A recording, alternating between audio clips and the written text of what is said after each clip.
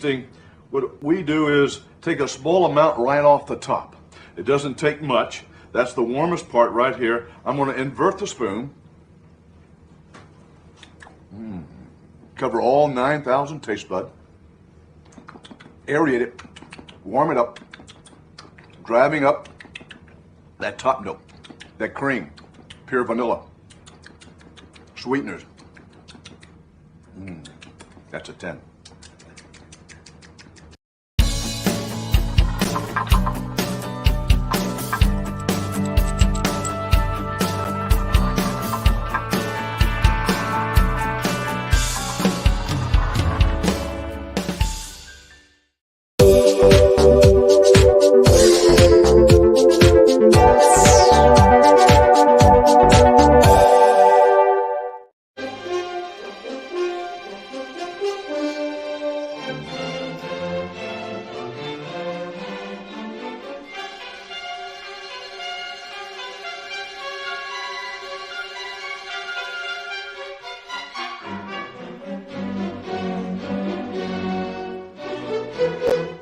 In the middle of the night or early Friday morning, depending upon where you are in the world, a group of experienced comics professionals get together to examine and instruct about the art form that they love. That's great comic artwork on Comics by Night, Fridays at 5 a.m. Eastern, here on the Indie Comics Network, indiecomicsnetwork.com. What was that? This is not a charade.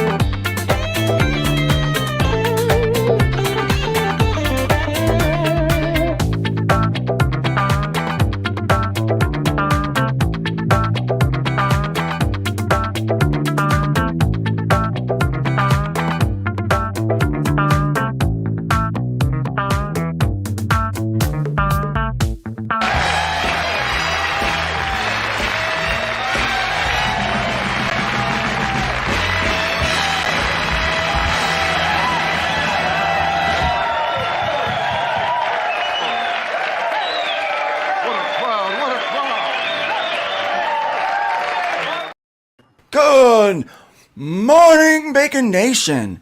What a beautiful day to be frying up some goodness, man. I'm telling you what, I love that bacon. I love it, I love it, I love it. Man, that was, I always love that. Yep, love it.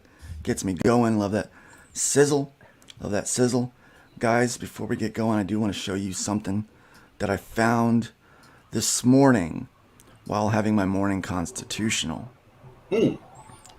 Check this out. Was it corn? It's better than your morning. Check this out. Yeah, check this out. This is. We need to talk about this.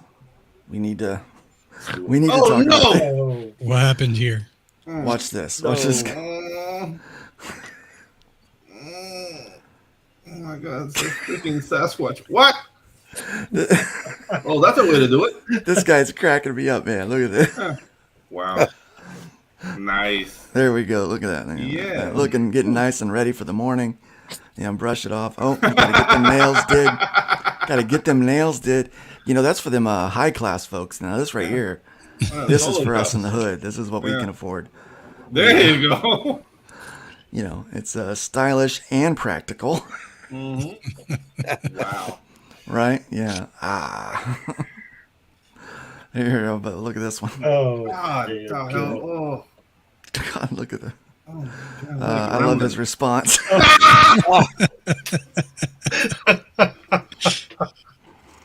Dude, this guy's good.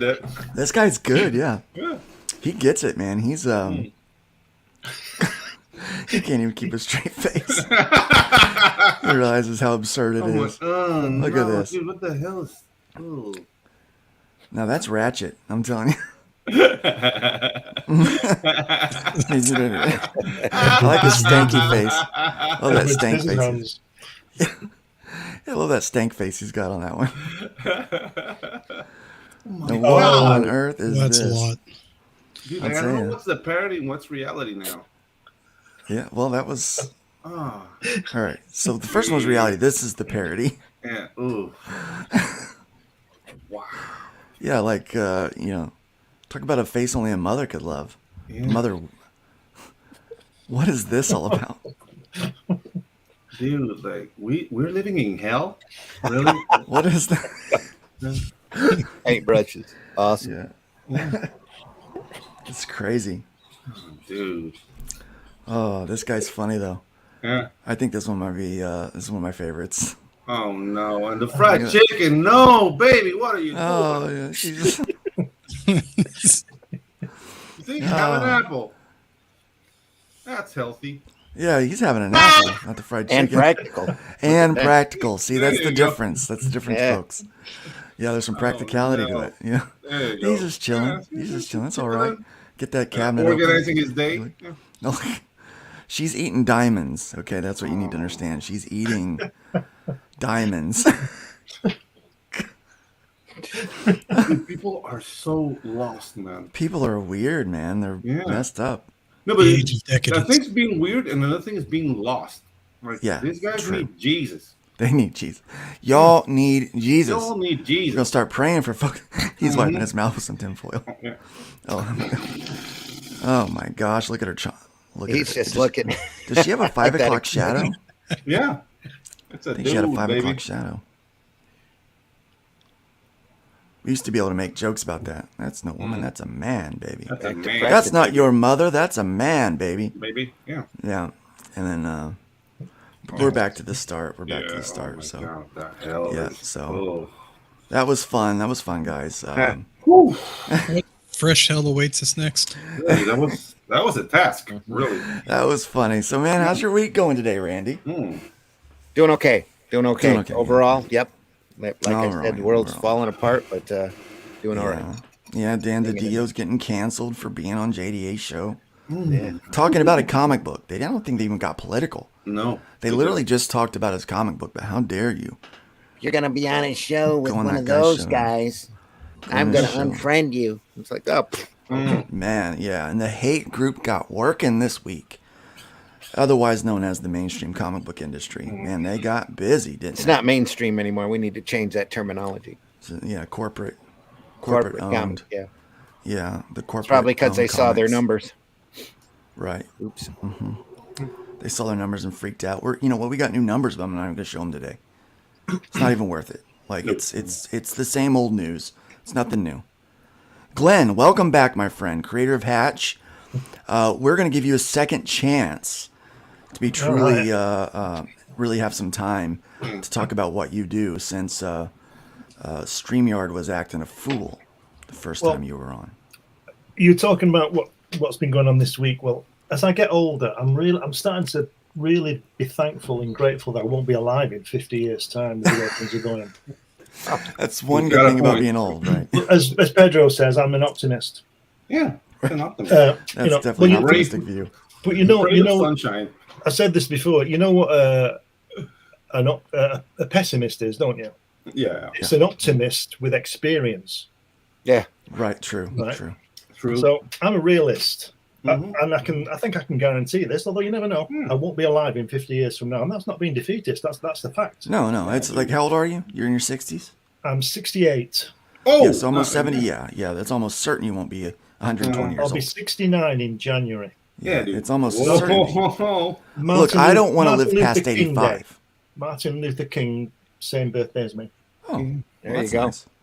Look, I don't want to live past 85. Yes, you do. I want to live till 16,000 billion years old, but I know I do won't. not. I do I'm not. living to be 110. So. Nobody's gonna get the plastic organs and brain replacement. Yeah, they'll just take your brain out, won't they? Give Put me it give in me something 22 more years. Let me see what I can do in 22 more years, and then I'm out, bros. Yeah, I'm gonna live No. to 100 in Latin American years, so that's like I have like 2 years to go. Look, man, I know where I'm going. I'm ready. 22 years and I'm out. 85 is that's a reasonable age to die. No, but what I've been trying to do this week is fix my scanner because I've been trying to do some color scans and everything seems to be yellow, and I don't know how to solve it because the scanner I've got doesn't have as many Scanner's gone buttons to press jaundice. as the previous one, but the previous one's only A4 and I need it in black and white and I need the color A3. I got a really great scanner. I'll give you the link to it.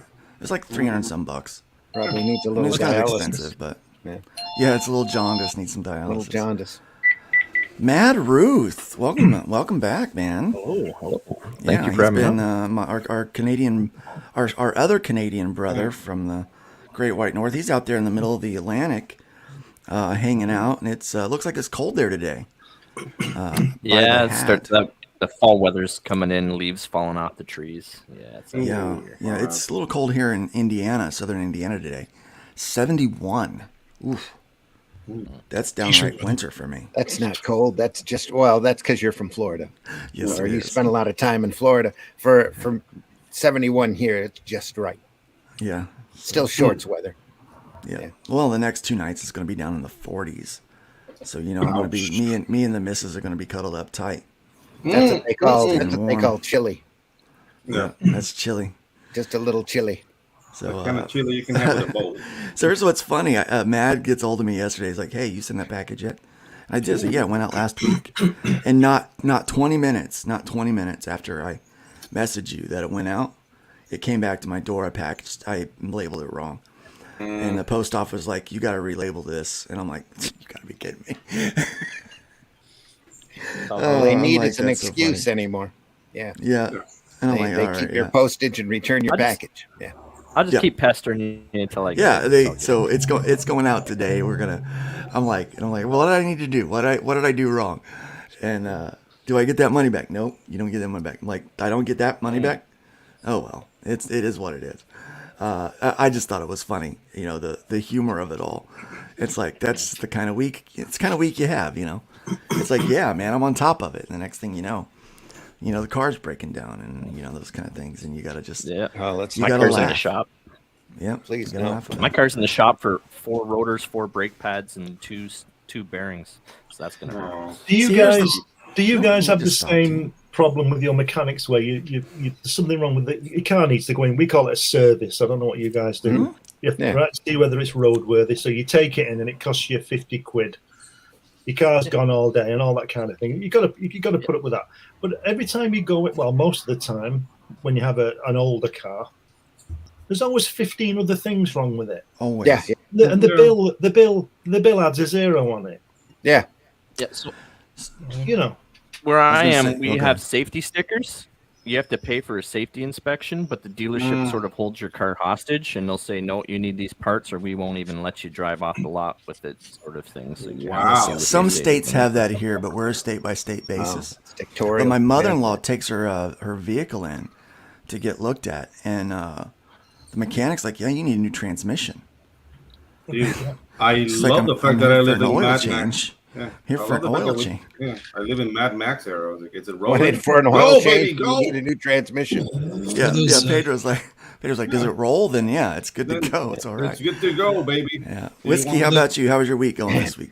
You all right? It was good. I had a little bit of just kind of waiting in limbo for Paige to come in from an artist, and he was just kind of just absent. So I was like like, what's going on? But then, everything turned out okay. Yeah, it happens sometimes, Yeah, it's like this week has been work for me. Like last week I was like really fast and speedy. This week pages should be coming easy, but they're not. Well, here's the problem when There are days like that. it's different kind of projects, and so when one project goes really fast because it's just basically talking heads, so I'm doing a lot of setting up scenes and doing basic stuff like a movie. Doesn't always work. But like the superhero books, it's like, hey, here, have some freedom, do that. And then I'm like, oh, this would be cool. And then I'm like, but this would be cool. So I wind up spending all this time going down in this creative rabbit hole, thinking about all the things that would be cool. And I'm like, well, I can't fit all of those things on 1 or 2 pages. I've got to narrow that down. So which do I cut out? And so I wind up, instead of taking 30 minutes on a page layout, I wind up taking 2.5, 3 hours on a page layout, trying to figure out what I want to do, and scrapping some stuff. Yeah, like that, and I start scrapping things and like, no, that's not, I'm like, oh, well, let me bring that back in, and then I've got scraps of paper everywhere because 2 of the pages I'm doing are traditional. So I'm starting out with 8.5 by 11s for my thumbnails. And then I'm like, before I move to the expensive board and pencils and inks and stuff. But yeah, it is. So yeah, I get it. So it just could be a rough week for the artist. Who knows? Yeah, that's pretty much what it was. Pedro, how about you, man? You doing all right? Dude, I'm doing great. Doing Weapons and Kaijus, and on page 28, the final page of the prologue. But I'm with a conundrum, guys. I want to run this by you because this could be racist. Okay. But I tried to relax yesterday watching The Rings of Power, which was a huge mistake. Huge mistake. I'm sorry. It was a huge mistake. And the thing is, like, dude, I see the black elf, right? And I'm tired of this. Elves and dwarves, and that's like European folklore. So I came with an idea with a placeholder name, Fantastic Black Beast, and where to find them, where I want to go looking for African folklore. And it's like, dude, we have our own mythical creatures. And oh gosh, you do. But they do, dude. There's like the Rumpo and the Ndege and the Zande, and dude, like I'm just like investigating, and it's very interesting. And the excuse SJWs will give is like, oh, but nobody knows them. Whose fault is that? African heroes, man. I'm telling you, I'm gonna do a book on. There's 2 of them that I'm gonna do. The first Black Samurai, only Black Samurai. Yeah. So I'm gonna do a book on him, and then there's the monk, the Black Monk. That, oh man, what 2 great stories. Yeah, dude. And the things like the Black Samurai, he's a folk story. They tell children. It's called I forget his name, but he was the bodyguard of Nobunaga Oda. Yeah, like he came with the Portuguese to Japan, and it was like, oh, I want that guy. And it was like, oh, he's our slave. It was like, what's a slave? Like, no, yeah, what's a slave? We want that guy because he was giant. He was a giant. He was like 6'1". He was so big. Yeah, he was. 6'1". I'm 6'4". Yeah, I mean, like, he was a giant. In Japan, in Japan, I mean, everyone's small there. They're all like pocket size, right? Yeah, they're all like real life chibis. Yeah. I'm joking. That's so mean. I'm going to be canceled tomorrow. I'm going to join the ranks of Mark Waid and. Very stereotypical. Not Mark Waid. You'd have to go a long way to be at that level. Get a shot. Yasuke. His name was Yasuke. I think it's a great idea. Yeah, but no, like, Giants are big this year. Yeah. I'm looking at folklore, like, dude, and there's this like African witch. Let me see. Like, it's an awesome story. That Hansel's so hot right now. It's called like the Impundulu, and it's like a witch that you can only become an Impundulu if your mother's a witch. So it's like a hereditary blood thing, and it's sex starved. So maybe I'll skip that because I don't want to do like dirty books. But it's almost like a vampire, but it's like a bird. Right. And dude, like the description is really cool. Like I might do something with that. So that's very interesting. That's very interesting that somebody should focus on African folklore. And I would love to do it. I would love to be a part of that project because I think it's great. But they'd be like, appropriation. Well, I can that's be the just face. my culture. As a European Yeah. white man, it is my culture to go and see someone else's culture and claim it as my own. You That's guys what are we do. explorers. And you guys That's are what we do. explorers. They're like, oh, what's over there? Let's Yeah, stay what's here. over there? Let's take that back home. Last I knew, there were a couple of publishers in South Africa that were working on Oh, yeah, you see superheroes that? off Maybe- of African pantheons. Yeah, maybe it's ignorance on my part too, but I haven't seen it. So if I haven't Yeah. seen it, I might do Well, it. I haven't too, seen you it know what I either. mean? But Glenn knows what I'm talking about, right? You know, the only reason why the pyramids aren't in England right now is because they couldn't They're figure out heavy. how to move them. They're heavy. Couldn't figure out how to move them over there. Yeah. Yeah. Okay. I don't know what to say to that. The number one. But there are pyramids everywhere. There are pyramids in China, so Oh, yeah. and Peru and everywhere. So Peru and so it's They're only still because finding pyramids in the Amazon. There's jungle. also- We just found a pyramid in our backyard last week. There's I at mean, least- There you it go. was there. That There's was at your least- dog. Yeah. there's at least 3 on Mars. yeah. So There's at least 3 figure on it Mars. out. Yeah. How'd they get there? I don't know. Maybe the they- Europeans took them there. We don't know. Yeah. The number one, I was so surprised to find out that the number one food in England was tikka masala, and not fish and chips. It's tikka Yeah. masala. And the most popular name for a boy is Mohammed. Yep. Yeah. But I mean, tikka masala has a bigger history because when you Oh, guys tikka left masala's so good. in the Hindustan in '47, like a lot of Indians came with you, like, no, we're coming with you, and they brought the food. So it's been a while. Like you've been having tikka masala for a while in England, as I understand. Because I mean, I have family who are from Kashmir, and they all like, oh, we're British. No, you're from Kashmir, son. It kind of makes sense that the tikka masala is actually the popular food, even without the other connotations behind it, simply because the English, they conquered the entire world, right, over spices and didn't use any of them. Didn't use a dang one of them. Yeah. So speaking of, so Pedro has become a guru on this on history this week. He took some advice. So this is the divine intervention. You could become a spiritual guru on your own, but you just have to tie your shoes, and you just have to know how to eat burritos backwards. Well, I'm wearing no shoes, so ha! Hey yo. We got this figured out now, don't we? Let's welcome the chat this morning. The chat was active way before we were even here. Yeah. Schism popped in at 2:34 a.m. in the morning saying hail to the Baconeers. Hail to you, my friend. It's great to have you here. Ronan's Reviews made his way in at 5:45 a.m. Welcome. Hail panel and chat. You to Schism Coffee is flowing. John Epple made his way here at 7:07 to say good morning. Welcome, welcome. We have a brand new name in the chat today. Dad and Boys Fun. Boys and Dad Fun. Hail chat.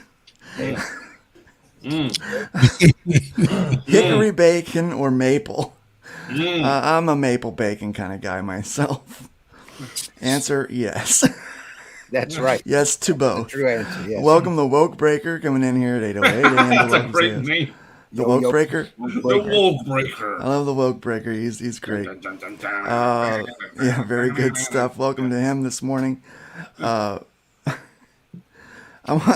want to do Pinocchio meets King Arthur, A Space Odyssey. I think King Arthur would be funnier. No, dude, like Pinocchio and King Arthur. When wood meets Lie to me. Yeah, lie to me, Pinocchio. King Arthur. That's so funny. Oh man, we are off to a great start this morning. This is the Safe for Work comic book news and chat show that we like to do. So we're going to try to keep it as safe for work as we possibly can. Already failing this morning. Welcome, Whiskey O'Connell. We've got him. We got him everywhere here on the pat. There in the chat. Here on the pat. There on the chat. I don't even know what that means, but it is what it is. Let's go Stone. Let's go Stone. It is let's what go it is. Stone. Apparently. Time to sizzle. Time to sizzle. Yeah, we were a little bit late this morning. We got Frederick Guamont in the house. Welcome, my friend. Bacon. Good to have you here today. Good to have you here today. We've got the comic book black belt, Russ Leach, in the house. Good day, all. Another one of our brothers across the ocean, over there in England, in the mighty European nation. Frederick says it's a good day to draw comics. It's Yes, it always is. a good Every day to day draw is a good comics. day to Yes, draw it is. A taste of the salty grease. Salty Taste of the grease. salty Is that the euphemism? I'm not sure. We got Mad Ruth in the chat and on the panel this morning. Welcome, Mad Ruth. It is good to have you here. And welcome once again, John's Long Box. I was on John's Long Box last night. That doesn't sound good. Well, that sounded sure. It's a great show, though. Yeah, it was. It was a lot of fun. We talked about crowdfunding, how to crowdfund, and so we got really detailed in our conversation last night. It was a good time, and you should go back and check that out if you have time. So, let me see. We've got Amanda B in the house. Welcome, Amanda. What's up, Amanda? Morning, guys. May your cups be full of coffee and your plates be full of bacon. Yes. What a great sentiment. That should be our. That should always be our greeting. We've got Tree Goblin in the house. Welcome, Tree Goblin. We also have Finatra. Finatra, one of our resident musicians and beat makers. Welcome. It's great to have you here today. We're gonna have to have you back on the show just to chat and get silly. We've got 24 eyes in the house. I don't care how long I go for. I just want to be functional till the end. Yeah. Amen. Amen. I want to wipe my ass until the end. Look, as someone who had a period of time where I couldn't wipe my own butt, it's terrible. It is. It's terrible. It's horrible. It's the worst thing you can imagine. Yeah. I'm personally looking forward to being especially when you have to wait for the nurse. Yeah, exactly. I used to apologize. I'm like, I'm sorry about this. I'm sorry about this. I'm sorry you've got to wipe my nasty butt. It's just like Bilbo. I'm sorry about everything. I'm sorry for everything. I didn't mean to do any of it. It's been crazy. Yeah, it was terrible. We got Hojo in the house. Welcome, Hojo. It's good to have you here. We got Hojo in the house. It's good to have you here today. Thanks for stopping by and hanging out with us. Nonsense like these mechanics are why I'm the only one that maintains my Mustang. They're a little crazy. Well, that's okay if you can do that, but most people can't do that. That's true. Yeah. You know, I used to be a mechanic. I did mechanicry for a while. Mechanicry. I just made that up. Is that an American thing? That's not an official. No, that's it's a made-up word. From that's a Luke thing. Yeah, that's a Luke. That's a Lukeism. Yeah. So I used to work on cars, and I worked in the parts industry for a while, selling the parts. So I knew a lot about cars. I was certified and bona fide and justified and all the fides. We all need to be certified every once in a while. Yeah, every once in a while. Mm-hmm. Yep. They have made an effort to make fixing your own car harder. Like, for example, light bulbs. You used to be able to pop those out, walk into a store, buy new bulbs, and put them in. But with the LEDs now, you can't do that anymore. I had to take off the fender of my Ford Flex to put a new headlight in. I had to take off the whole fender. Mm-hmm. Me and the kids are out there trying to find all the clips and bolts, and man, it was a mess. I would like to say that I didn't swear. I would like to say that. But there was a stream of profanities coming out my mouth. It was like a tapestry of. It was bad. It was bad, guys. I think it's forgiven though for when you're working on your car. You're allowed to use as much profanity while you're working. And my mother-in-law was standing right there, heard every bit of it.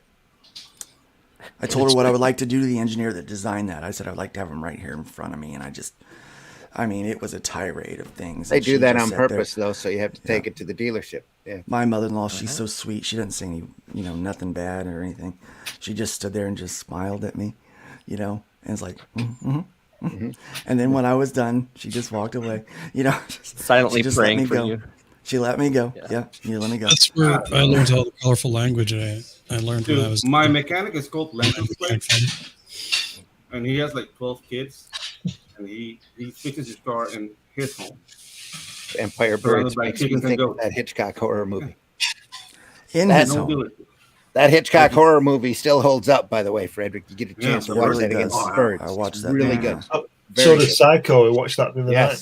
Yep. Very good stuff. Most of Hitchcock's holds up incribly well. Eric Hawkins there you go. In the house. There you go, Eric. Black. Ancestry says I'm 1% black, so I can do a book without being canceled. Hey, look! Imagine if we make the African folklore book, and all the people involved in the project will put like their percentage of African ancestry. Yeah, sweet. That would be awesome. Let's do it. Yeah, we all have a percentage in us, one way or another. If people So here's the deal: if people can put in their pronouns, then we can put in our percentage of blackness. I think. There you go. Yeah. Yeah. I'm like 4% Native American, so all you colonizers can get off my land and give me your deeds to your houses. Yep. You deserve a casino with me right now. Man, I had a really bad joke. I'm not going to say it because it isn't. No sense in it. Nope. Yep. Nope. I'll just give you the gist. I may not have ever had any black in me. Oh, there we go. But you've been in, That's all you need to say. We all have. Tree Goblin had tikka last night. It is so good. Don't be mean. We don't have to be mean. Because no matter where you are, that's where you are. Don't be mean. Buckaroo Bonsai. Don't be mean. So we have a good Indian restaurant over in Evansville. So it's a buffet, but it's like a lunchtime thing. But Ojo says India is taking over cricket. I think they did that about 100 years ago. Dude, my Indian restaurant is my mom. Welcome, just call me insane. Just call me insane. Says apple bacon. Apple bacon is great. Yeah. Finatra's throwing his colors around. Any bacon is great. Yeah. I got a question for Luke though. Luke, when you go to a mall, you go to a buffet, right? Do you ever get like as a big guy, you go into the buffet and they're like, "Oh God." No, because I'm really not that big compared to most Southern people. 0% Welch. Oh yeah, I've been to America. You guys are massive. Yeah, I mean, there's some fat here, right? Yeah. And you're not allowed to body shame now, right? Like it's like there's fat people that are like, the seats on the plane should be bigger to accommodate us, or maybe eat a salad. I don't know. You know, I mean, look, I was at one point I was 325 pounds. Wow. Okay. Before I got sick, I lost weight. I was down to 285. I was down to 285. After the sickness, I was an even 200. I'm back up to 270 now at a healthy weight. That's where I want to be. 270, 275. That's where I want to be. And I'm still soft in the middle because I sit on my butt all day, right? Mm-hmm. I'm not making anyone accommodate anything for me, even though some of what's wrong with me is technically I'm disabled. We're not playing that crap. You know, but I'm not that big, Whiskey, compared to some of the people that I've run into. Fair enough. Yeah, after a while, like I started to get jealous. Like, dude, this fatness is an investment, man. It's a lot of food. It is. It really is. It's quite impressive. Mm-hmm. Yeah. That you can do nothing for so long. It's massive growth. I mean, just generally walking across just any kind of exercise at all should be able to shave some of that off. And I first I was feeling bad for him, and then I realized that, what it takes to get to that point. Mm-hmm. And it's gradual. It's not overnight. Yeah. So, I mean, you see it coming, right? So you see it coming. And that's like why I'm a very slow train. Yeah, like as I'm sitting here all day, and I don't eat. Like, I don't eat anything. I don't snack. I just drink coffee. But just being sedentary, you'll just put on weight, right? Yeah. And as I saw that coming back, I was like, ooh, and it's time to take walks in the evening and go to the gym. And immediately I started dropping like 5-6 pounds just when I started noticing that. And I can't like run exercise things like that. When people start complaining about, well, I get sweaty, that's kind of the point. Cardio is what does it. It is. Well, I pee a little. Guess what? So do I now. It happens. You get old, you pee a little. You can't laugh too hard. Right, you can't laugh too hard. Oh, there we go. Well, part of it was the being on the catheter for ages, right? Yeah. So that's more information than I ever wanted to know. Yeah, right. Well, you're on the catheter for a long time. Yeah, did you know they got a catheter for the backside too? Nope. But I didn't. Now I do. I didn't. I do now. Now you do. Terrible times. I think they can file that under TMI. Try to never ever get sick, guys. I think I'm on the podcast. Are we Stay healthy. Stay Yeah, healthy. we're on the health and situations. Unknown. We're talking about health now. Welcome to geriatric. I'm full Wessex Saxon. There you go. How full? Lose weight, you pudgy kid. Get your butt down. Down to a dojo. Get your butt down to a dojo. Finatra says, fight bigotry and bang a troon. Yep. That's a way to do Oh it. gosh, I mean, I would Finatra go always down there that to avenue, but- always there to bring back some levity. I can't stand Indian food outside of naan bread and tandoori chicken. Both things. Yeah, and dude, like right The now, rest food looks is and like smells it's like pretty the cheap. food of 25% I of don't me. think so. But I get it. It's not for everybody. Like Indian food is not for everybody. It's very spiced, very flavorful. It's not even like spicy, but it's really, really flavorful. And some people just can get past that. Some people can't handle flavor. I trekked across the Indian subcontinent for 8 weeks a while back, and you'd be surprised at how different the food is than what you get in the restaurant. Mm-hmm. Oh yeah, yep. It's all regional. It's all regional. All regional, yeah. Just like Mexican food. Yeah. Love Mexican food. I just want to bring this up for a moment before we get into the Book is news. funding, sir. We are funding over here, almost funded. I would really, really, really, really, really like to get us over that hump today. That would be great. So would I, but it's not doing too well, really. It is not. It is not going too well. But you are making some money on that. that. My fault, but you know. Yeah, we'd like to get you. We'd like to get some more eyes on this. Yeah. So today's topic is: can I buy a vowel? Really, it's the idea of, and I'm gonna bring us all into this a little bit here later. The idea of whimsy and escapism, and where we go to find the place where we tell these stories that are worth telling. And I really like what you're doing with Hatch. Hatch launched 2 weeks ago, right? 2 weeks ago, I was out of town on that one. Yeah. But there was a lot of questions that I had for you that I would like to ask today. And so we're going to get into some of those today. I just want to watch your trailer briefly. Hatch is not your average cartoon character. Far from it. Hatch lives on a remote asteroid far out in space and has no knowledge of anywhere else. His day compounds bewilderment with disbelief as his life unfolds before him. A life he marvels at, embraces, and is ultimately frustrated by, albeit in a comedic way. This 100-page, full-colour, annotated edition of Hatch not only boasts an in-depth interview with creator Glenn B. Fleming, as he takes us through the evolution of this lovable character, but also presents previously unseen original artwork from the Hatch archive. All this, along with the creator's annotation and anecdotes, make this book a must for the connoisseur of sequential art. I love watching people just create art. It is, if you're not an artist, you won't understand this. And maybe if you're a musician, you will. Maybe if you're a writer, you'll get this a little bit. But you go into a zone when you're creating something.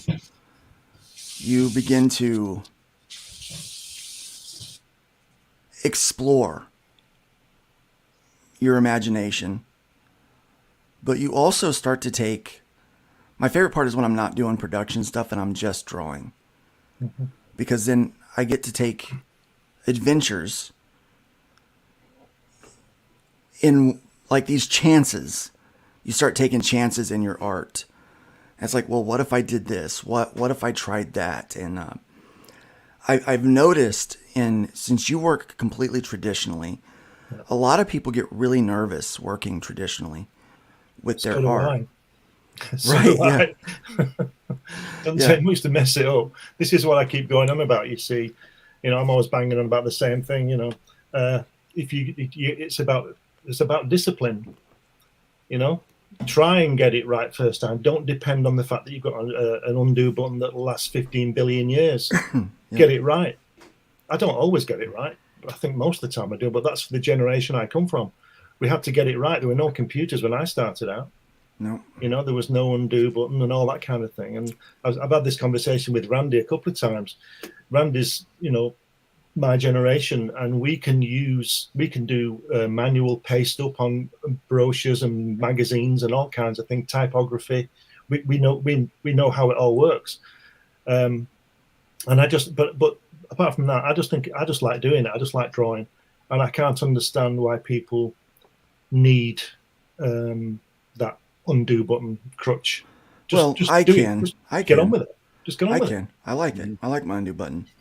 It Well, allows that's me great. to. It allows me to explore what I can do while doing production work. You know, because I'm That's busy fair with enough. production work all day long. Like that's all Yeah. I do. You Yeah. know, so I don't get the chance to just sit down and draw stuff that I want to. I'm usually drawing stuff for other people, so it does give me a chance to.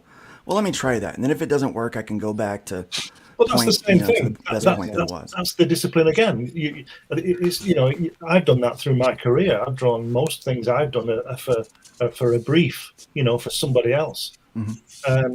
It's the same thing, but so you've got to get it right, or at least try. Without we do try. We do try. Well, yeah, of course. Yeah. But it's just. Hey, I'm here to make you look good. Don't come at me, man.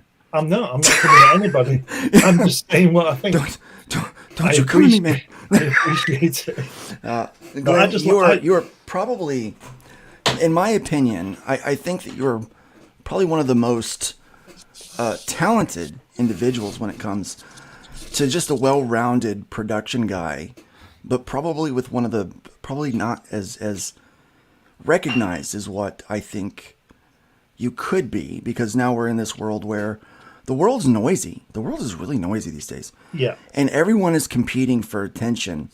And we watched that video this morning. The reason why I brought that video up this morning with the these people doing that weird stuff, maybe they're not really that weird, but they're doing that for attention, right? Everybody wants to be seen and they want to have eyes on them. And now we're competing for likes and reshares and subscribers and all of this mess. It's a quick fix. It's a quick fix. And so that's why AI art is, I think, really popular with some people. Yeah, you see, in my career and my life, the making the $1 million and being famous hasn't been the priority. Although I'd like those things. Yeah. Certainly like the money. That's right. But John Buscema didn't have an undo That's button. not been. Yep. Yeah, that's right. I just. Randy knows exactly what I mean, because they're the same generation. You get in there, you get a brief, and you do it. You might have some input, you might not. Usually you don't. They just know what they want, or they think they know what they want, so you just give it them, and you get it, and you do it, as fast as you can, as well as you can, before the deadline. Hopefully, at least on the deadline. And you make mistakes, and you mess it up, and you have to start again. We've all done that. Welcome, Edwin. But you should be trying to get it right the first time, every time. So, at what point do you get to where you're relaxed while you're drawing? Where do you think the relaxing part to me, in your experience, in this kind of work, is the colouring. The colouring. I enjoy the colouring more than I do the drawing, but I love the drawing. But that's the difficult part, because that, as I've said before, it's a billion light years from my head to the end of my arm. Right, to get what I see in my head onto the page. So the colouring, I mean, the I don't know what the word is. The task diminishes when you've got your pencils down. You've got your drawing, then you've got to ink it, but you still got your pencils to ink. It's a different kind of thinking. And then when you've done your inking, you've got your colouring, and I enjoy the colouring. Do you see what I mean? I do. So I noticed that some of the stuff you do is in watercolor, and some is in colored pencil. Yes. Which do you prefer? And is there a? Well, it's the colored inks. I prefer the colored inks. That's pencil. Yeah, that's colored you can pencil. see that on his face. Yeah. But I prefer to use the colored ink, like on that one. Okay, so this is colored ink. Explain that one, because I don't think I'm familiar with colored ink. I normally do watercolor, or marker, or which I guess would be colored ink, right? Technically, but it's marker. Yeah, I guess so. I just use this kind of stuff, It's just, let me zoom in on that real quick. And you just add water to it. Okay. So I've used that for guitar dye, actually. It's a pigment. Yeah, I've used that for guitar dye stuff. So you do that. You just water it down, get it as thin as you can. So you work a little bit like watercolor then. Yeah. Okay. Yeah. All right. Well, you see at the beginning of the film you just showed where I put one part where I'm doing the boot. There's nothing there. Well, that's because I'm putting water down. Oh, okay. And then I put the brown ink on it, and it forms. It expands. Okay. And That's I've seen people do that. I'm trying to learn. I did watercolor back in high school, but I was very interested in the inking process. So I spent a lot of time over there with the quills and the brushes, and I had a lot of fun. In fact, I just did a piece. I'm working on coloring it now, but I'm doing this for my wife for her book. It's this is traditional. Look, I can draw traditional. Yeah. A lot of ink on that. Yeah. Well, I would say that anybody who uses digital can do the same on a piece of paper. Right. Yeah. I mean, it's the same thing. Well, I did this just without the undo button. Just to get away from Hatch for 1 second, I'm doing a Second World War story, and I did this just as a test. I don't really want to blow this up and see this. Just some American GIs. Oh, look at that! Yeah. That's just a pencil, ink, and coloured. You see that? Mm-hmm. Yeah, he looks Italian. I like it. Well, it's funny that because one of the guys in the squad is in Italian, so it's Tony. There you go. It's Tony. Tony Ferranzano. From Brooklyn. So what I like he about is from Brooklyn, yeah. So what I like about this book that you're doing here is you not only it's the art, but you're a storyteller. And the cool thing about Hatch is you're telling a story without any words. It's entirely show. Yeah. You know, where Stan Lee couldn't do that. Well, he wouldn't get paid, would he? No. It's again, it's a different discipline. I use that word a lot, and it's a good word. Telling a story in pictures is as difficult as anything, because I believe that the words are just the scenery. You don't need to know the guy who can stretch 3 miles. It's called Reed Richards. That's just scenery. Yeah. Don't get me wrong. I'm not putting writing down. It's all there, but I look at comics when I'm doing this kind of thing as like silent movies. A silent movie there's no sound. A silent movie shows you what happens. That's sequential art. Well, it's still storytelling. It's still writing involved. Oh yes, of course. Yeah. But I just the reason I didn't do any Hatch talking is because I originally when I wanted to send this to King Features and get it sent all over the world, and there wouldn't be any translation problems. Right. So that was you know, that's the thing. You know how I could always tell a bad writer because they will just muse on for hours and make these big posts, and they will say a lot of words or write a lot of words, and they'll say nothing at all or no one can understand it. And I'm like, look, if you're that high brain, I mean, your storytelling is communicating something. Yeah. And if you think that you're communicating with all of that, you're not. Just because it sounds big and flowery doesn't mean that it's good writing. Well, just because you have a big vocabulary doesn't mean that you're smart. I could never get into Chris Claremont's X-Men because it was too wordy for me for a comic. It was kind of wordy, yeah. So it was kind of wordy. Into it. Not that he's a bad writer; he's a great writer, but I just don't like that kind of style that he does. Because as an artist, I think the art is the most important thing. As Russ just said, it is the storytelling part of it, and you've got to capture that. You really do.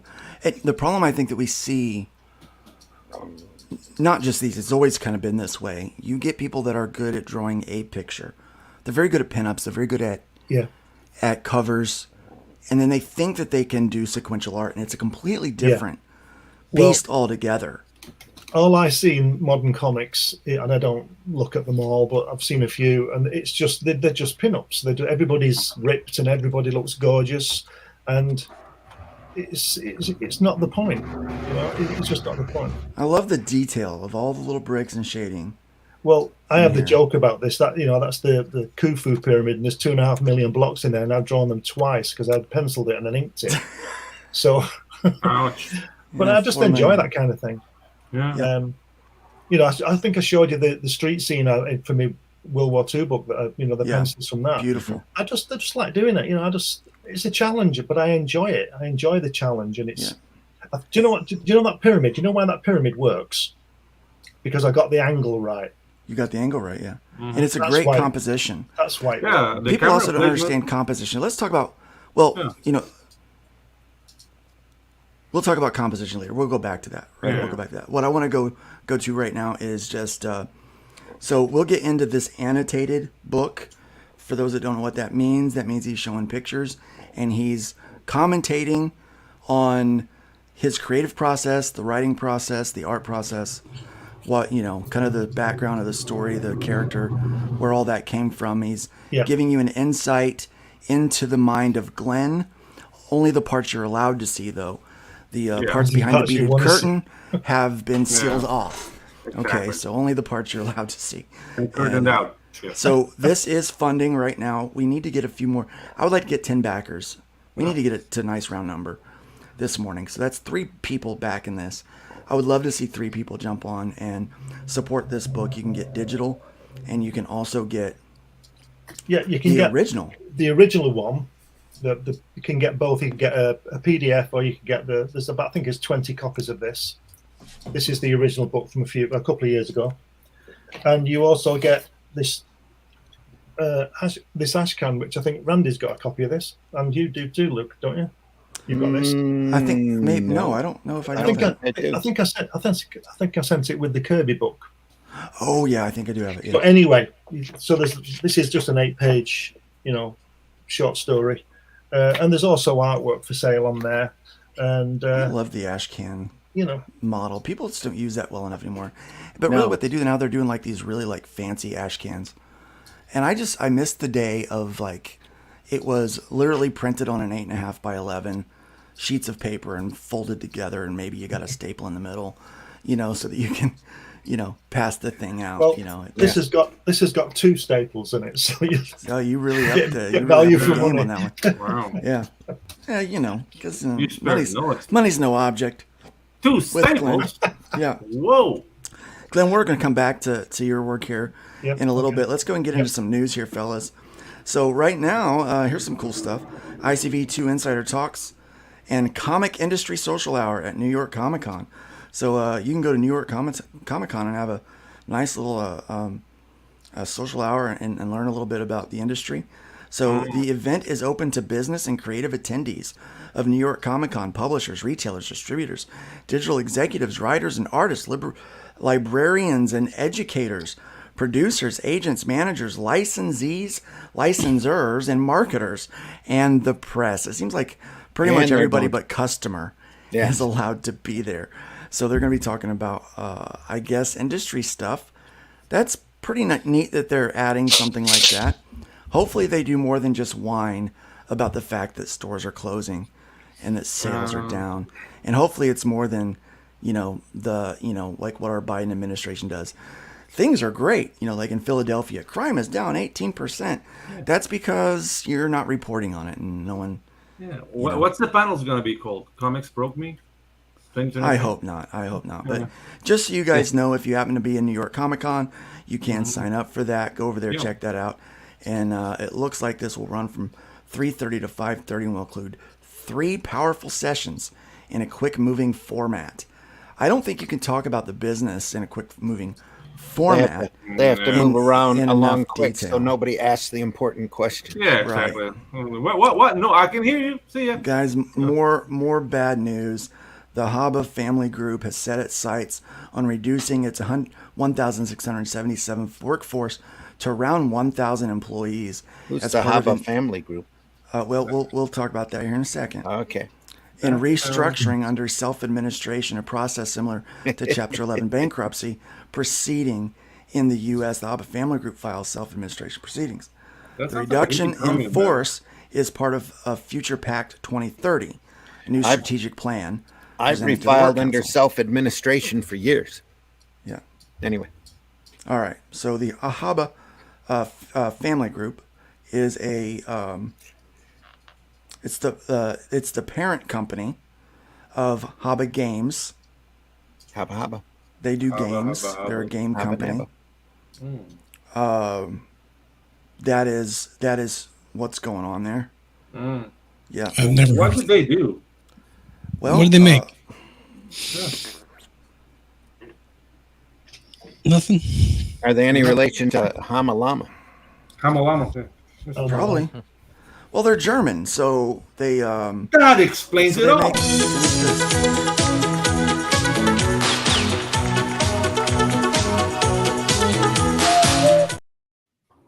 you go. Which is why they got to file Chapter 11. Nobody knows who they are. It could be. Nobody knows Yeah, what they do. I mean, they make famous games like The Dungeon and Exquisite Pain. And, There's some good news today. Nipple clamps. ICV2 CEO Milton Grape donates publications and papers to Columbia University. Yeah. There you go. Hashtag Milton Grape has right made on. a significant donation of Capital City distribution publications and papers to the comics collection at Columbia University's rare book and manuscript library. That's kind of cool. Yeah. Which is odd because the largest collection of comics and comics memorabilia is at Michigan State University. Oh, okay. Well, maybe he's trying to fix that. I guess. So Create I some googled competition. Haba Games. They make children's games and gems like Building Site and Rhino Hero Jr. Okay. Well, that would explain so much. Holy crap. Well, I'm kind of relieved that they do that kind of games. Yeah. My mind went somewhere else completely. Well, they have one called Here Fishy Fishy. Capital City distribution. Did you ever use Capital City, Randy? Oh, yeah.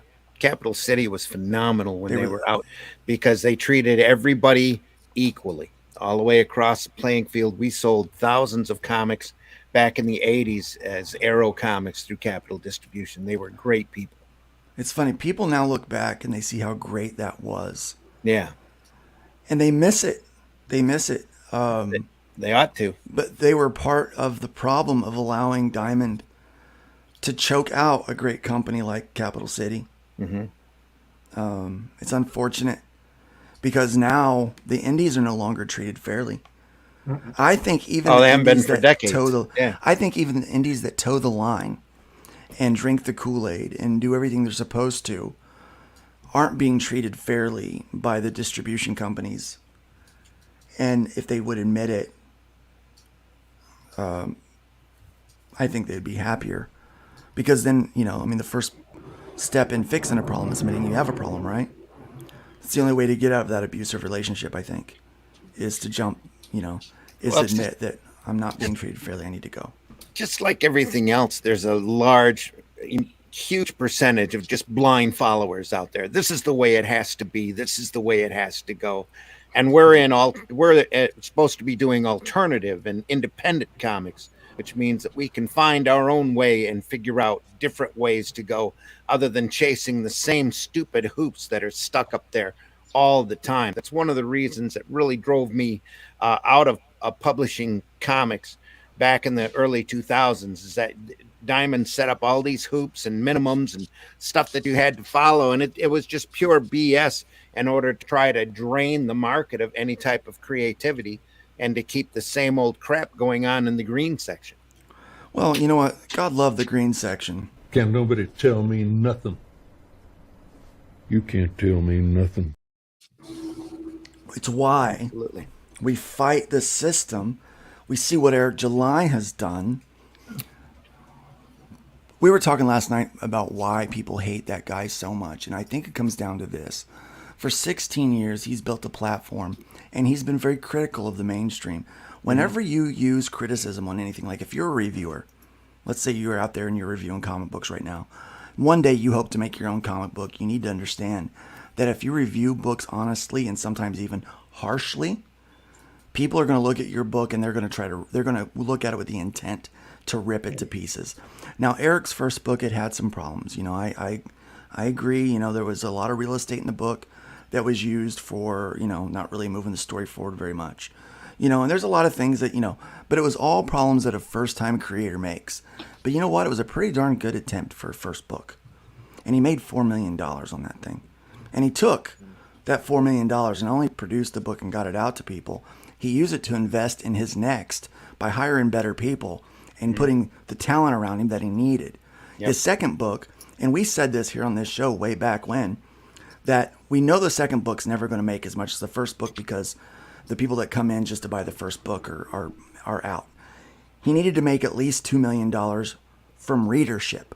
And if he did that, it was going to be a successful book. Well, he did it.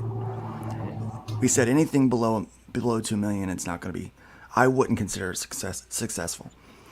Second book is successful. Now he's hired Mike Baron, he's got Chuck Dixon, he's got some other fantastic writers, he's got great artists coming on board and working on these things. He's expanding the universe. And his critics wanted him to fail because they wanted him to fail because they didn't like him. Yep. And the fact that he's being successful is the reason why they hate him so much. Mm-hmm. And they've gone mental. They're starting to lose their minds and go over the, like someone had a gun pointed at the comic book. You know, it's like, what's wrong with you? Like, you are freaking out of your mind, man. These people are ridiculous. And because he's disrupting the norm. And that's really what it is. He's disrupting the norm, but they're seeing the shift. So it's the redirection of finances from one part of the industry to another part of the industry. And it's created a Wild West for them. They had everything locked down, law and order. This is the way you have to do it. You have to follow our path, our method, our process. Pay your dues, man. Yeah, pay your dues. And then Eric and these other guys, you know, like EVS and JDA and all these guys, whether you like them or not, they're being successful with what they're doing. You know, and then you've got smaller creators that are being successful with what they're doing and finding money. When I started crowdfunding 8 years ago. There's a big difference, though, between paying your dues and knowing what to kiss and when. Yeah, right. Yeah. That's in comics for decades. Man, everyone's gay once in a while. Yep. It's Hollywood, baby. It's Hollywood, baby.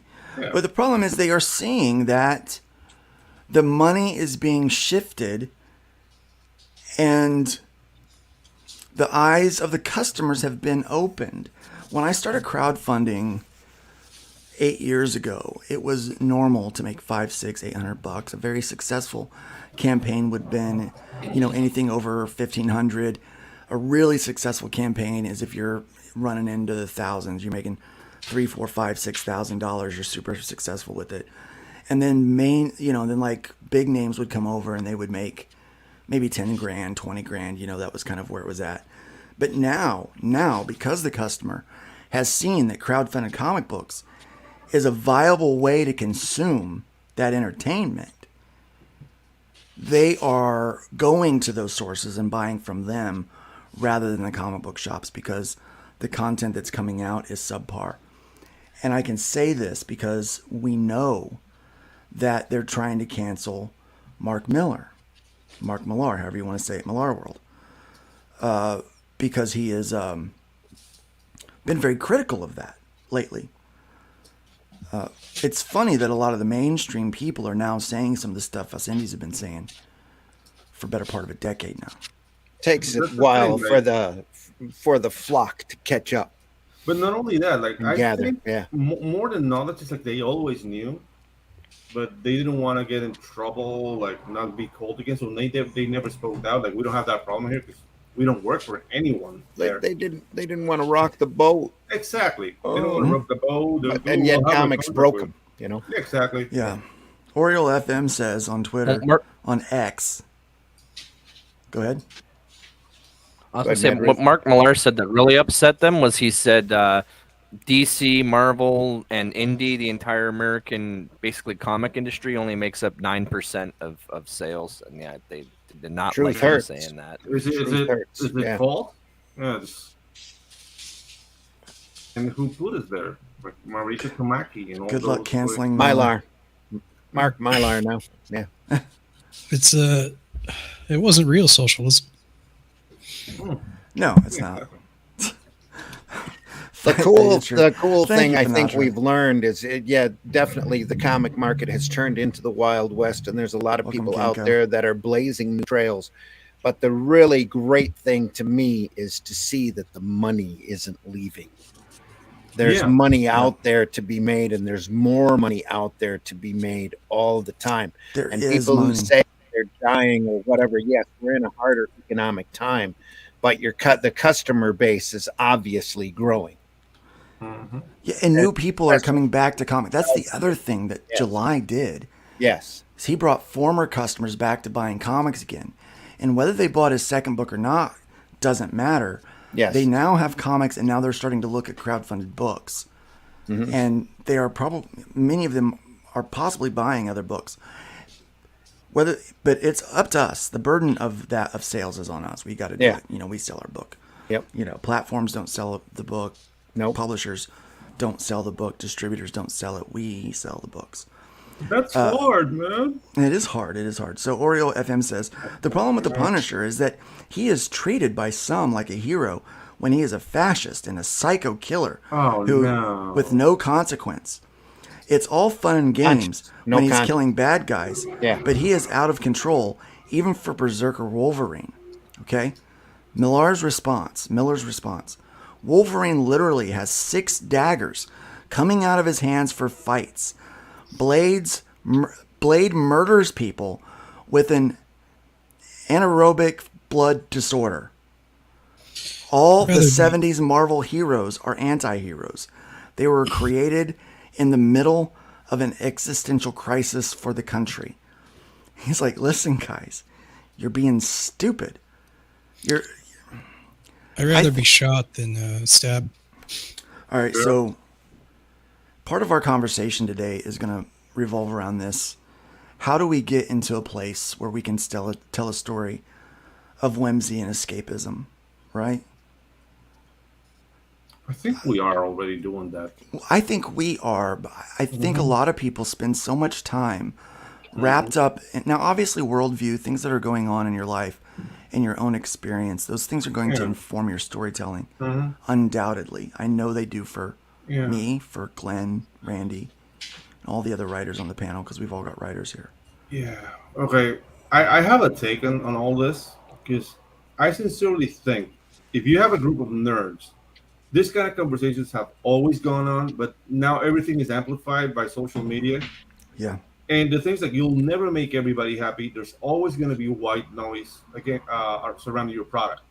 Why is it going to be white noise? Why is it going to be white? Yeah, Pedro. Why is it going to be white? Exactly Pedro? what I mean. I'm being completely racist about it. Right. It's going to be noise, and it's going to be white. And Right. So that's the other problem that I've seen through my time in ministry and pretty much comics in the last 8-9 years, is that we have turned our opinions into morality. Yeah. Right? So my opinion, I'm right. I'm more moral than you because that's my opinion. And so we take on these positions of morality, whether our opinion is based in morality or not. Because there is some objective reality, not just subjective reality. I mean, morality, I believe. So there is some objective morality. We all know, we all agree that murder's wrong, right? Does anybody here on the panel think murder's okay? Depends. No one's for that. We all believe that rape is wrong, right? Everybody here against rape. We understand that's okay. We all know. We all feel that racism is wrong, right? Anything judging someone by the color of their skin is wrong. Yeah, that's a gray area for Pedro. Life's a grey area for Pedro. Life's a gray area. Yeah, there you go. Life's a gray area for Pedro. It's not black and white for thing, Pedro. though, It's all gray. Right. Yeah, it's all gray. The world isn't black and white. Like Exactly. we're all Like, when individuals, and like, collectivism when you and the Sorry. Go ahead. No, you go ahead. No, you just go ahead and so, talk, like, Craig. Pedro tends to chatter over people. Yeah, I do. As he agrees, So just the thought that everyone has to think the same, everyone has to believe the same, that the world is black and white, and everyone is fit into these groups, and if you don't think and believe a certain way, then you're doing it wrong, and that everything is judged this way, even creativity.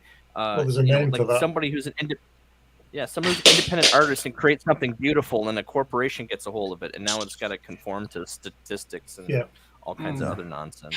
It's true. And also, I think hatred gets a bad rep. Like, we're not supposed to hate anything, and that's dumb. Because some things are worth hating. Yeah, exactly. And I hate bullies. Yeah. I hate jerks. Yeah.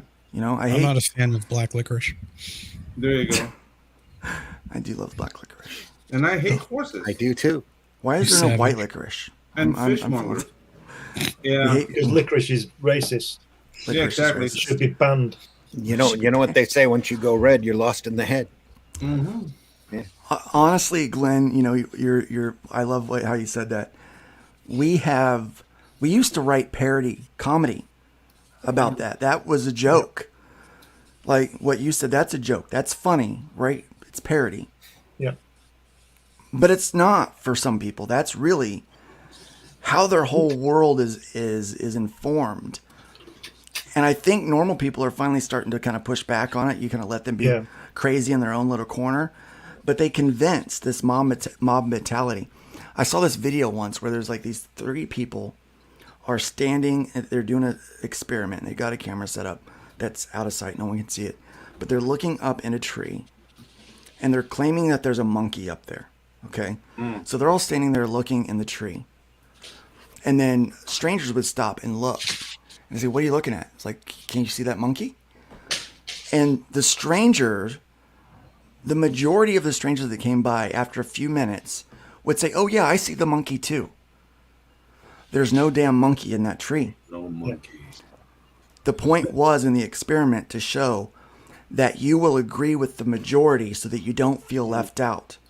Only about 20% of the people that came through there said, there's no monkey in that tree. You guys are nuts. But look, that's not fair though. Because there's something I know dealing with a lot of American tourists in my country. You guys are obsessed with monkeys. So if you tell an American, do you see the monkey? He's gonna go out of his way to see them because you guys just love them. We do love monkeys. I love monkeys. Yeah, we do love monkeys. In the 70s, we used to have a TV program called Mind Your Language, and it was one of the funniest things you've ever seen. And it was about a teacher at a night school class. I don't know what you like, you know, after school for adults, and they had an Italian in and an Indian guy and a black guy, and they had all the different kinds of people, Chinese people and all this kind of thing. And they all spoke in those stereotypical accents and all that kind of thing. And it was really, really funny. And it was on rerun, and now they've cancelled it now because somebody's upset because, you know, and this is the way the world is now. Like you were saying, you can't say anything, you can't have an opinion unless it's with the, you know, the mainstream, as it were, because people are scared because you know you get cancelled and all this kind of thing. The world is crazy. I think there's a lot of mental illness going around. You know, I really do, because these people who are just so upset about everything. I can understand if things were making things difficult for them, but so what? If you don't like it, keep walking. You know, don't watch it. Yeah, you know? step along. It's a crazy thing. I got the perfect meme for this. If you could blow up the screen there for everybody so they can read it. Yeah, the Blazing Saddles is one of my favorite movies, man. Yeah. You don't understand how much words hurt. There we go. Yeah, we're not. Sheriff. I'm not worried about that. Yeah. Anybody that like is offended at anything just needs to watch Blazing Saddles at least once in their life. Any other Mel Gibson film or whatever. Usually once a year. The same thing with Monty Python, Holy Grail. Yeah, but what they need to do is Mel throw out Get their hand. offended sometimes. You need to become happy and healthy with stuff that. Well, if you laugh at something, people look for racism all the time. Yeah, Ku Klux Klan. Oh no! What people should do is throw out their hands, stick out their tush, hands on their head, give it a tush. In no time, you'll be doing the French mistake. Voila! No, dude, that's the best ending of any movie ever. If you haven't seen Blazing Saddles, go check it out. So how do we get away from that when that's what we're inundated with every day to tell a good story? Glenn, how do you do it? Depends. Well, I write different things. I've written lots of books, and I don't care what I'm doing it for me. I don't know how to explain. I've written different books about JFK assassination through to children's books and anything in between, science fiction, all this kind of stuff. I just write the story for me. And if somebody's upset by it, well then great. But I hope they've read it. You know? I hope they bought it. So I don't really care. Let's move away from the idea that what you write is going to upset someone. Yeah. Well, let's look at this, okay? Because we understand. Like I don't give a f if what I write upsets somebody. I don't care. Yeah. Someone told me at a convention, because I told them about a scene I was working on. They said, you might want to get a sensitivity reader. And I said, F your sensitivity readers. Yeah. That's exactly what I told them. I said, F your sensitivity readers. I don't need them. Best response ever. Yeah. I'm like, I'm not interested in that. If that joke upsets you, then you need to go find a safe space that's not around me. Don't buy my book. Yeah. Or overlook that joke, say, that offended me a little bit. I didn't find it funny. Let me turn the damn page. Because guess what? You could turn the page and move on and forget about it if that's really what. You see, the thing is that I get offended because somebody's offended. So what about my feelings? See, so we can get in that cycle. And But it's just rubbish, how do we break away when we're inundated with that? How do we break away so that we can stop focusing on all of that and tell a good story and have fun? That's the idea. Yeah. Classical archetypes and writings are some things that every human on the planet can agree to at any point in time. Like it's just they're basically the human condition. You're not going to live your life and not encounter these classical archetypes. All the legends throughout like novelists or the Tolkiens of the world and whoever else use these classical archetypes in their storytelling because it relates to human condition. There's no politics. There's no nothing else. It's just pure or honest to goodness storytelling that reflects the human condition. That's how you do it. But how do you know about the archetypes if you never break away from Twitter, I guess, right? I think that's... You got to study. Maybe that's the problem. People spend so much time on Glenn, did you say it during the show or was it before the show? It was before the show started. So Glenn starts out saying, I love America. Because I love you guys. Most of my interactions with you are amazing. Can you take it from there, Glenn, please? You're going to throw them in the water like that. Love it. No, I'm not going to say it now. No, you brought it up. You say it. All right, so and I'll tell everybody whether you're getting it right. All right, so he's like, but I'm concerned because I see this thing. It was the irony of it. So anyway, yeah, the irony of it. Yeah. I wanna be a part of this. Here's a college student that honestly said so. England is 6 hours ahead of us. Yeah. And so, why can't they just tell us what happened so we can avoid it or do better? Yeah. Roundabout, yeah. Yeah, why can't they, since they've already... They were saying that because I am literally in the future from you. I'm 5 hours ahead of you. Yeah. Right? Mm-hmm. So I'm in the future, but your future. So, this person was saying that I should tell you what's going to happen in New York in 2 hours from now, because I already know, which I don't, because I'm in time is the same everywhere. Right. Yeah. But they have learned about the millions of genders that they've created, but they don't understand time zones. Mm-hmm. That is the modern student that we're dealing with. That's scary. What we have now. Never mind genders. That's scary because that person might end up being president of the United States. It's very scary. No. There was a person online. The United States will be gone. That would happen. Yeah. A couple of them did. There's this person online that made a post. Maybe Congress. They went out of the city and they saw the stars for the first time in their life and became terrified because of it. This is the reality we're living in at this point. We're going to encounter these bubble people. I don't know how else to describe them. Stars are racist, aren't they? Yeah. And this is a grand reason why nobody reads the classics anymore. There's a classic short story out there by Isaac Asimov called Nightfall that everybody needs to read. And it is phenomenal because it's exactly where we are now. Yeah. When did he write? That was in 1984. Nobody reads that book either, and we're living it. I think I have a solution, guys. Just it's not going to be a purge. It's not going to like people are not going to kill people, so don't worry, it's not that. But just cut the power from cities for 3 days and lose apex predators. You know, a couple of lions, tigers, a couple of bears. Speaking of that, we were at the zoo, Pedro. Yeah. Get the power from all the major cities for 3 days, you'll lose at least 30% of the population. Yeah, exactly. It's Well, just we like, were in dude. Jacksonville. Yeah. We visited the zoo before we came home because we had a annual pass to the zoo, and then we moved, and so we haven't been able to use it. So we go to the zoo, and it's the day they're letting you feed the giraffes, and they said, "Don't touch the giraffes, just let them take the food from you." And my wife asked the zookeeper, "Why not?" And they said, "Because we want to keep them feeling like they're in the wild as much as we can." Yeah. And she walked away. She goes, "I almost said, well, if you really want to do that, every once in a while, you should just let the lions loose in their enclosure." Yeah, exactly.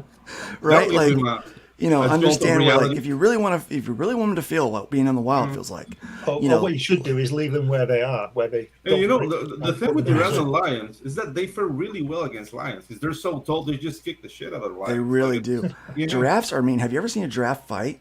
They Yeah. swing that giant head around and Yeah. smack them, and the it's a lion rip. goes flying. It's One of the hilarious. most dangerous animals in the wild. They really are. Giraffe. No, the I mean, hippo. The so hippo is the most uncoordinated, dangerous. but they are terrifying. Terrifying. That is not a joke. That is a natural fact. Safari golf. Natural Okay. fact. Poor old Natural man. fact. Man, I think that what we do in storytelling really matters, but I don't think people realize how much it does matter. Yeah. And I think in the process of that, they forget to unplug themselves a little bit. Speaking of storytelling, we got Chris Claremont, Bill Griffith, George Perez, Walter, and Louis Simonson. Louis Simonson. Simonson, Marv Wolfman. They are named to the Harvey Hall of Fame, and so they are actually in October 13th of 2023 during New York Comic Con. They are going to be honored during the Harvey Awards. I'm surprised it's taken them so ceremony. long. Yeah. Why? Why is it taking them so long to honor these people? It's a bit of don't get me started on awards, especially on comic awards anymore. It's just ludicrous. Well, So, I'm going to do my awards. Did I tell you about my awards that I'm working on? I was thinking we need to start our own set of awards. Yeah. I'm setting up some awards. My award is called the Best Someone Award. Okay. Okay. It's the Luke Stone's Best Someone Who. So, like, best someone who wrote a book about a guy on a asteroid, right? Nice. So that would be Glenn Flint, right? Like you would. Yeah. So basically, it's the BS Awards, the Best Someone Awards.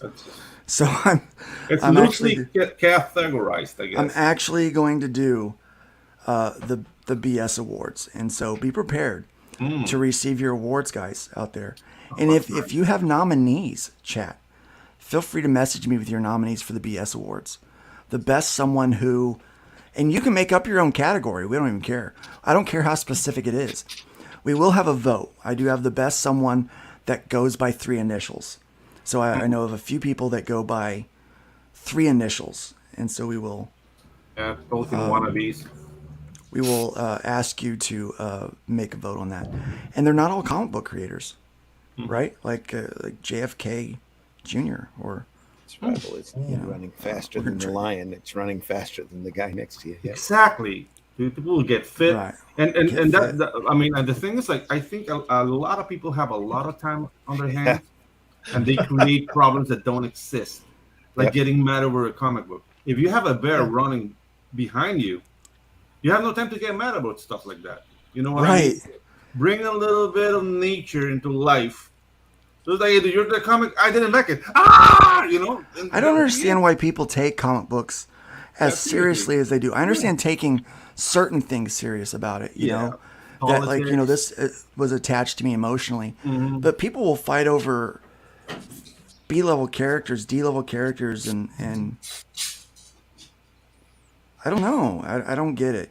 It's like people love the outrage.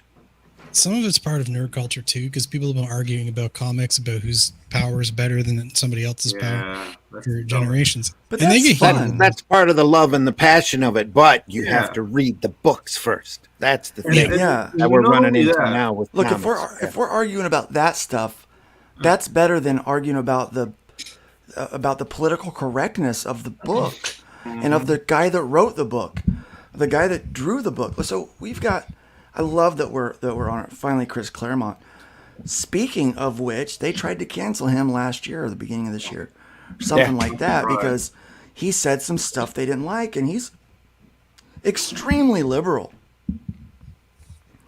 And he said some stuff that sounded very much like what they would call like an incel would say or whatever.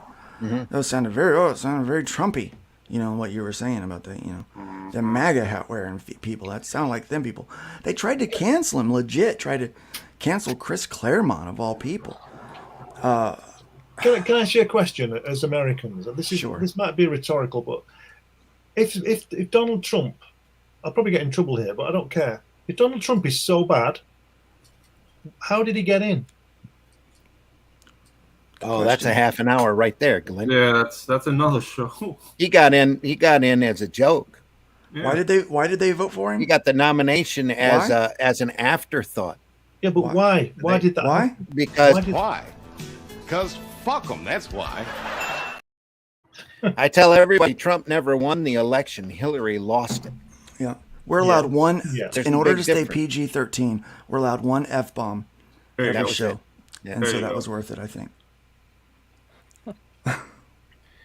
But yeah, and once he got in and realized what the office was about, then he was jammed. And because he was an outsider, he's still being persecuted to this day, just because he was there for 4 years.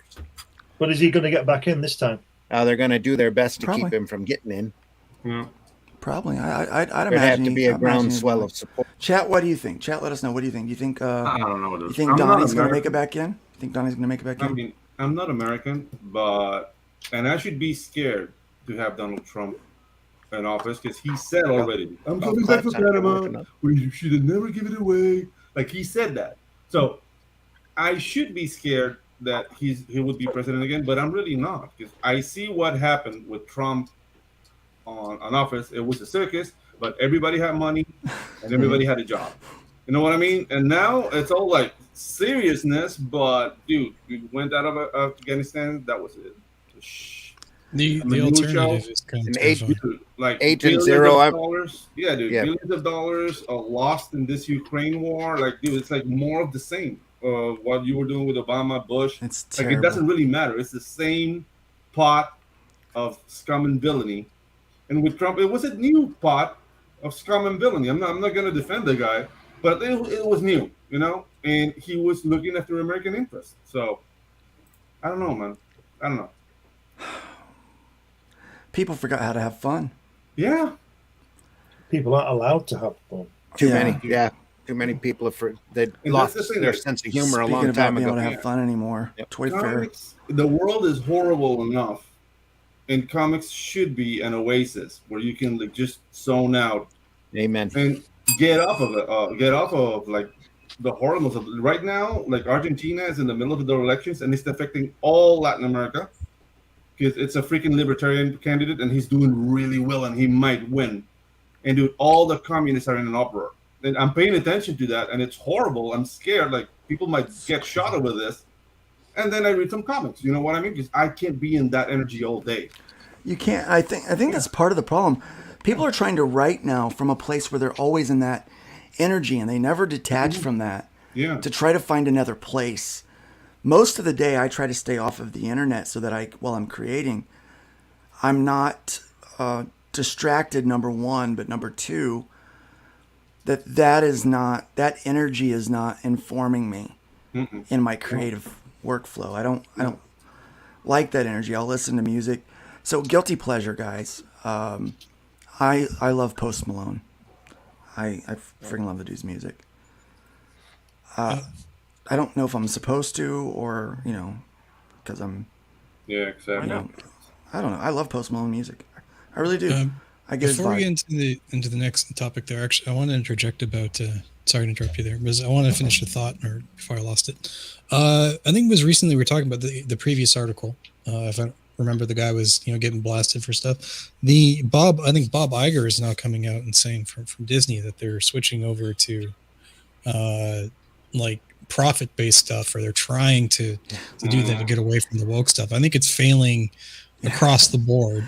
Yeah, he Hopefully officially said that Disney is leaving the culture war. Their stock, their stock is currently hitting 52 week lows at this point as well, and there's a big difference between lip service and actual actions. Right. Yeah. So we'll see what happens. He had said that before. He said that a couple years ago. Every time, right before a shareholder meeting, he comes in and says, "We're going to concentrate on making money, just so he doesn't lose his job." Yeah, true, but I also don't think it's limited to Disney. I think it's happening everywhere that people are getting sick of it. Right? Well, they're starting to figure out that it doesn't make money. No, you know, they're bowing to and catering to a couple of investment groups that pour money into their corporations, but they're not getting any return. And that money is only going to go so far. Eventually, it's going to run out. Might take years, but it will run out eventually. And normal people get so sick of doing it. things to make money again. You can only spend somebody else's money so often. For so Let's long. be honest, though. I think ITW. Normal people are so sick of being slammed with pronouns all day, being slammed with, anti this and anti that. I don't even, like, some of the channels that I used to visit a lot on YouTube are just so negative, and it's anti this. I got so sick of hearing about Rachel Zegler. Yeah, she sucks. I get it, I don't care. I don't care about that anymore.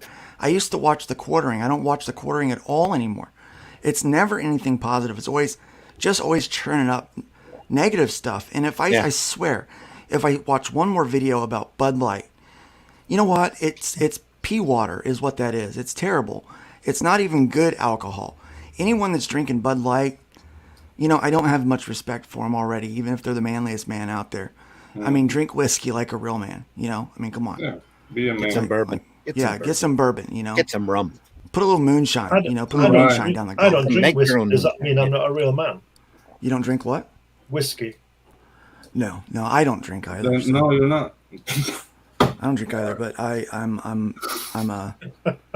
not a real man either. I'm just a pessimist. Yeah, that's just a what pessimist. you are. We love you for it.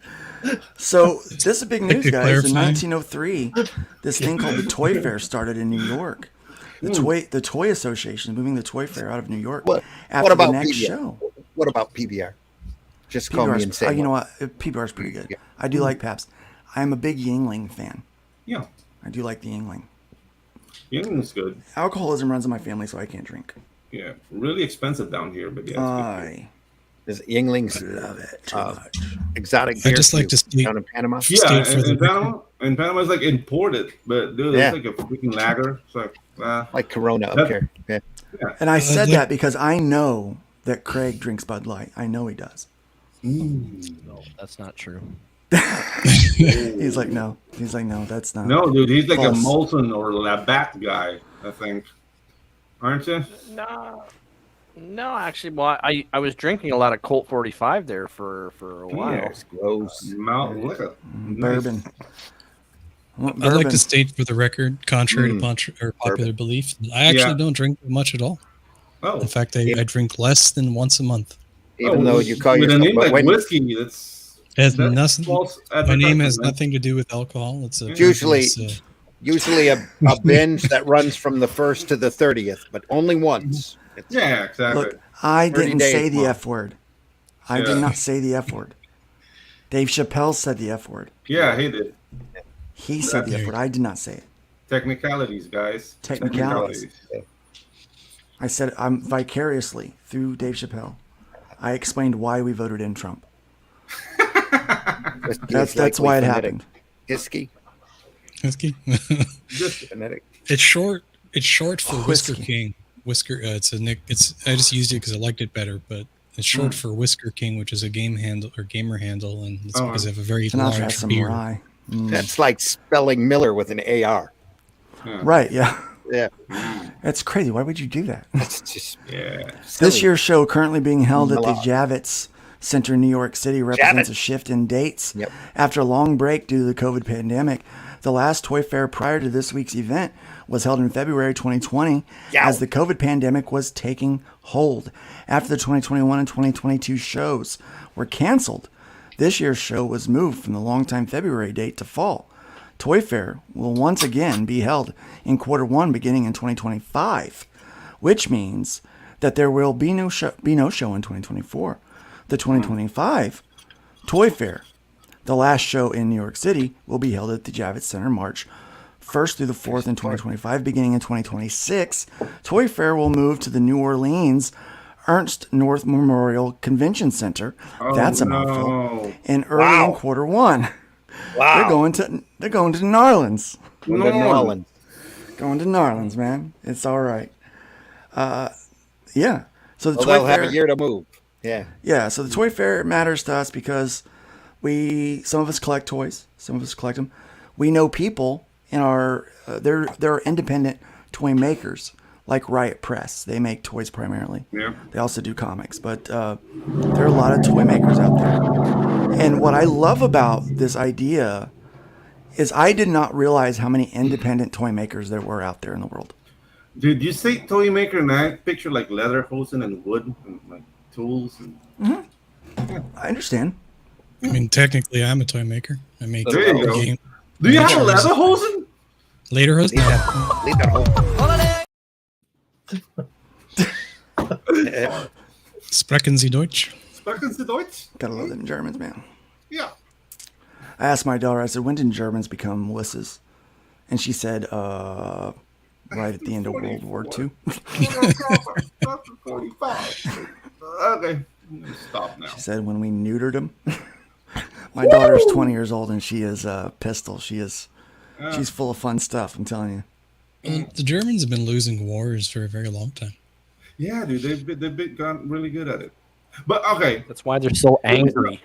Yeah, that doesn't keep them from trying again, though. World War I, it wasn't Germany; it was Prussia, right? It wasn't really like the country. Stolen from collector's home after his death. Oh, yes. That's cold. So here, rare comics, pulps, books stolen from collector's home after his death. You want to read this one for me, Randy? Sure. Shortly after the death of Portland, Oregon collector James Strand, thieves began breaking into his house and stealing priceless items from his collection, including original art by Bernie Wrightson, valued at $20,000, according to Steve Duin's column in the Oregonian. The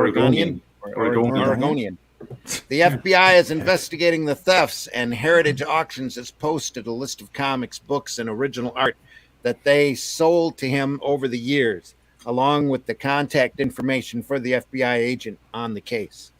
Strand was 87 when he died alone in his home in late July, and the house was robbed at least 8 times after his death. Ooh. By mid-August, books inscribed to Strand started showing up in local bookstores, local antiquarian book dealers. Scott Brown alerted the police and began compiling a list of the stolen items. He also got the FBI's art theft team involved in the case. Some of the stolen items, including 2 Stephen King books inscribed to Strand, have been sold on eBay. In other cases, individuals have been bringing them in to bookstores and comic shops. So the FBI is asking local retailers to be on the alert. Most of the collection is still missing, however. James Strand collected unique materials, letters, manuscripts, original artwork, things that are irreplaceable, Brown told Duin. That's what book dealers and comic book dealers are most upset about. It's lost. It's lost. You won't get it back. It's gross. Sorry, what's gross about this? Sorry. Yeah. Update, ICV2 reached out to the FBI and got this response from spokeswoman Joy Juras. Unfortunately, Mr. Strand did not have an inventory list, so we're still piecing that together with the help of local book and collectible dealers who had regular interaction with him. At this point, we estimate his collection was valued at roughly $1 million to $2 million. She also provided photos of 3 comics that have been recovered. Fight one, number 56, valued at $500. Black Hood, number 17, at $6,000, and number 18, none higher. Anyone who encounters items they suspect have been stolen from this collection should contact FBI Portland Field Office at that number, or call the FBI, or tip it to the tips at FBI.gov. What's gross about this here is that somebody had to know him, right? Like Strand would die. Somebody knew what he had, and where to find it. Yep. Just can That's we the sad just thing. throw those people off a bridge or something? Dude, grizzly bear. Yeah, It's terrible. Unfortunately, not the first time that's happened, but it should be a reminder to everyone who's got a mass collection like that they should have a list, and I should have a list of an inventory of my stuff as well. You know, I'm at fault for that too, but I don't have nearly the amount or the collection that Strand has. So Distillery is getting a lot of press, and I don't Not know, having maybe they're Vowel? friends with somebody. Yeah. So Randy had a great idea. This ties back to today's topic. Yeah. Randy had a great idea that we should run a GoFundMe for Distillery to buy them a Vowel. At least one. So they need 4. It looks like, is that 3 or 4 in there? Dis 4 ill. 1, 2, 3, at least 3. I think 5. I think 5 vowels in here. Distillery. We need to raise $1,000 for him to buy a few vowels, right? I know it's really funny, but I think it probably has crap to do with trademarking or copyright nonsense to avoid obvious pitfalls. So they're doing a new book. There's a lot of Distillery things has- that you could call your comic company. There's still a lot of names available, and not having to knock vowels out of them. Just I don't know. Anyway, So you're going to see a lot of I'm these old. announcements because they've got several titles coming out of the Devil's Cut thing. So this makes me concerned. So you're hearing a lot these days about devil worship and how the devil is in everything, right? And I normally laugh at those. I've got oh gosh, I got to show you this.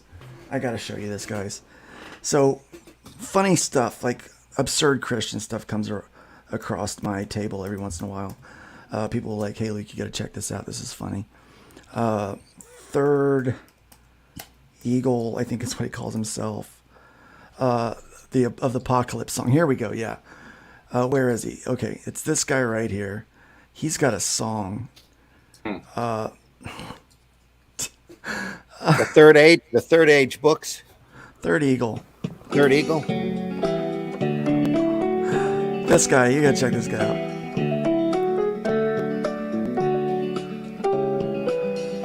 Yeah, he's serious, guys.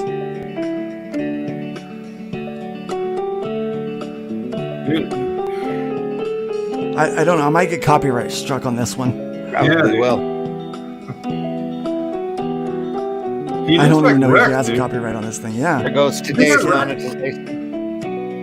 Does he get to sing or is it just? Oh no! Wait! It's coming, fellas. He has to go through the entire melody on his piano to show he can play it. There he goes. Doom and gloom coming soon. Listen to Third Eagle's tune. Doom and gloom. God is telling us the end is coming soon. Very soon. You'll see signs up in the sun, stars and moon. Doom and gloom. Very soon. Rapture comes at night or noon. All right, so. I like how he manages his air. Right, yeah. All right, so here, okay. So when people start talking about, the devil imagery and stuff like that and things, I get a little like, that's what comes to mind. I'm like, oh man, come on. Yeah. Not more of this. And There's a she's fat. spider right there. A spider coming down to see me. But this, there's a lot of satanic imagery in this, and they just flat out call it blasphemous, right? So it's like they already tell you what it is. And so I guess the premise of this is a mix of horror and comedy set in a world where pop stars are literal gods with angels and demons as their agents and managers. The series spins out of the 5-page story, A Blessed Day, from The Devil's Cut. So they're doing this, and I'm like, when I saw that, I'm like, somebody's seen Good Omens on television. Yeah. Can you see that? Let's see what. With each of my series, I have conjuring new fictions of fantasy and wonder wrapped around some of the hottest sociological issues we face in reality. And also, that sounds like a lot of fun. Statement right? accompanying the announcement: Blasphemous picks apart what it means to worship, whether it's a prophet or pop star. It's also a new opportunity to draw some of the most lavish and exhilarating spectacles of my career with an oversized canvas to make every page truly sing. I should have said that in a Stan Lee voice. Yeah, truly. That's the type of hyperbole you get. Yeah, I don't know. It's a new opportunity to draw some of the most lavish and exhilarating spectacles of my career with an oversized canvas to make every page truly sing. There we go. Ugh, the world is saturated. Yeah, blasphemous, clever. I don't know, man. Skizz wants to know, what is this? What is that? Was the song That's what you you were going to take you away, yeah. Yeah, exactly. Doom and gloom. Doom and gloom. Soon. Yeah, it's Black great. belt. New opportunity. It's a new opportunity to draw tits. Yeah, dude, like that. Yeah, that's pretty much it. Yeah, that's pretty much it. Yeah, original idea there. She's filled Guys up. want more of that song? Doom Yeah, and please. Very soon, if you're ready, you will meet the bride and groom. See, here's how little he knows about theology. You will meet the bride and groom. The church is the bride. Yeah. Like, scripturally speaking, we're referred to as the bride from the very beginning. It's about this wedding, right? So it shows how little he understands about the Bible and theology that he would say, meet the bride and groom. Oh, he's trying, Luke. He's trying, but he doesn't know anything. Yeah. And I'm like, geez. And he calls himself the third eagle of the apocalypse. He believes that he's written himself into biblical prophecy is what he's done. And so this guy is as much a heretic as Joel Osteen, just with a different vibe, you know. So I don't have any love for that at all. But Screw that guy. Evil Genius Games sues Netflix over Rebel Moon. Jump over there. He sounds like I do when the drummer misses a beat and I'm trying to catch up. Yeah. Doom and gloom. Doom and gloom. It's coming soon. Oh, dude, that's gonna Doom be my and new gloom. ringtone. It's gonna be my ringtone now. And it's kind of a happy tune. Why did he write it in a major key? Like, why did he use a major key for the That's what he Doom knows, and gloom. man. Doom and gloom. Yeah. So he knows nothing about scripture. He knows nothing about musical composition either. So it's like most Christian comic books that I read. They know nothing about scripture, and they know nothing about making comic books. So it's They know it just nothing works about out. nothing. So it just works out. People ask, Luke, why don't you make a Christian comic book? That was like legit. Someone asked me that the other day at the new church we're going to. It was like, is your comic book Christian? I said, no, not at all. Well, why not? I said, because Christian comic books suck. I don't want to make a book that sucks. Yeah. They're like, well, you got a point. Evil Genius Games is suing Netflix, alleging wrongful termination of their agreement to develop a TTRPG based on the upcoming Rebel Moon film by Zack Snyder. Rebel Moon is set to begin streaming on December 22nd, 2023. According to the complaint, on March 22nd, 2023, Evil Genius Games entered into an agreement with Netflix to develop a tabletop role-playing game and related gaming materials for Zack Snyder's Rebel Moon film franchise, a planned series of Netflix space opera movies. Netflix declared a material breach and terminated the agreement on May 25th, 2023, claiming that Evil Genius had violated confidentiality portions of the agreement at GAMA Expo by sharing artwork for the game. Evil Genius said that Netflix agreed to disclose certain artwork at Gamma Expo for solicitation purposes in a conversation before the event. That's why you get that crap in writing. Yeah. Verbal. Yeah. Verbal doesn't always work. So Netflix went to that company. Oof. What's the name of that Oof. company? Oof. They got the license to do Yeah. Rebel Moon, and they've terminated it. By the And they time the terminated the agreement license. was terminated, Evil Genius had already created a 228-page world Bible, according to the complaint, and were also in the final process of editing a 430-page player's guide and a 337-page master's guide. A dispute ensued between the two companies. At some point, according to the complaint, Netflix offered Evil Genius 50 grand basically to go away, forgive Netflix for its pretextual packaging of the project and hijacking. Brand, huh? Oh, hijacking. Perpetual hijacking of the project, and hand over the game to them. You know what?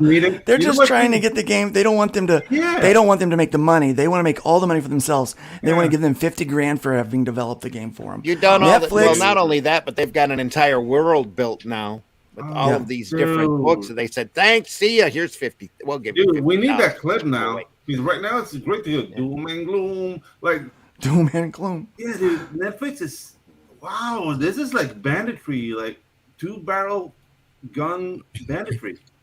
Yeah, I do the job. But this and then I get paid. Yep. Great reach this movie, and Disney didn't want it for Star Wars, so he said, "Fine, he'll make it himself." But the question is, did the game company base the lore on Snyder's script, or did Snyder base some of the script on what this game made? And some of the as well? game Who lore, like knows, how right? much did they work together? What all's involved with that? Netflix. How dare you? This is horrible, man. This is just like. So, I got a question. Sorry, or talk over the page, but I don't know anything about this IP at all. Like, what's the story about? What's? Oh, I've seen the trailer. So it's basically Jupiter Ascending 2. It's what it looks like to me. Yeah, to an extent. It looks like a solid soap opera. The thing I thought is, boy, if you're going to jump out right now and put out a great soap opera story, and in order to cash in on the fact that Star Wars and Star Trek ain't making it right now, and Doctor Who's in a rough patch, now's the time to do it. Boom. You mean like a space and here opera? comes Rebel Moon. Yeah, but it has that Zack Snyder edge, like nobody's really good and everything is gray, and we'll have to wait and see what the everybody's actual. out too. So I don't know. I don't think he can pull that off with the type of material he's done. So I hold no expectations for it. Nothing like a Doom and good gloom, earworm next to help you get through the day. Doom and gloom. Doom and gloom. The next Disney blockbuster. As much as I make fun of it, it is catchy as all get out. Yeah, Isn't dude. it? I'm hooked. Super catchy. Like, yeah. I'm a fan. Don't be dumb. Nice cut. Long before the 7th round. Don't be dumb. It will be as in the days of Noah's flood. You know the party's gonna be rocking when this dude walks in with his keyboard under his Noah arm. did not have to shed their blood. I'm dancing, dude. Don't be dumb. Rapture comes. Trim your wick or face the gun. Don't be dumb. Rapture comes. Fill your lamps. There won't be oil for everyone. What? Too many syllables. Fill your there, lamps, folks. Fill your lamps. buddy. Fill your lamps, buddy. 7 Nice cut. years, tears and fears. There you go. Tribulation will appear. They need a bouncing ball on that.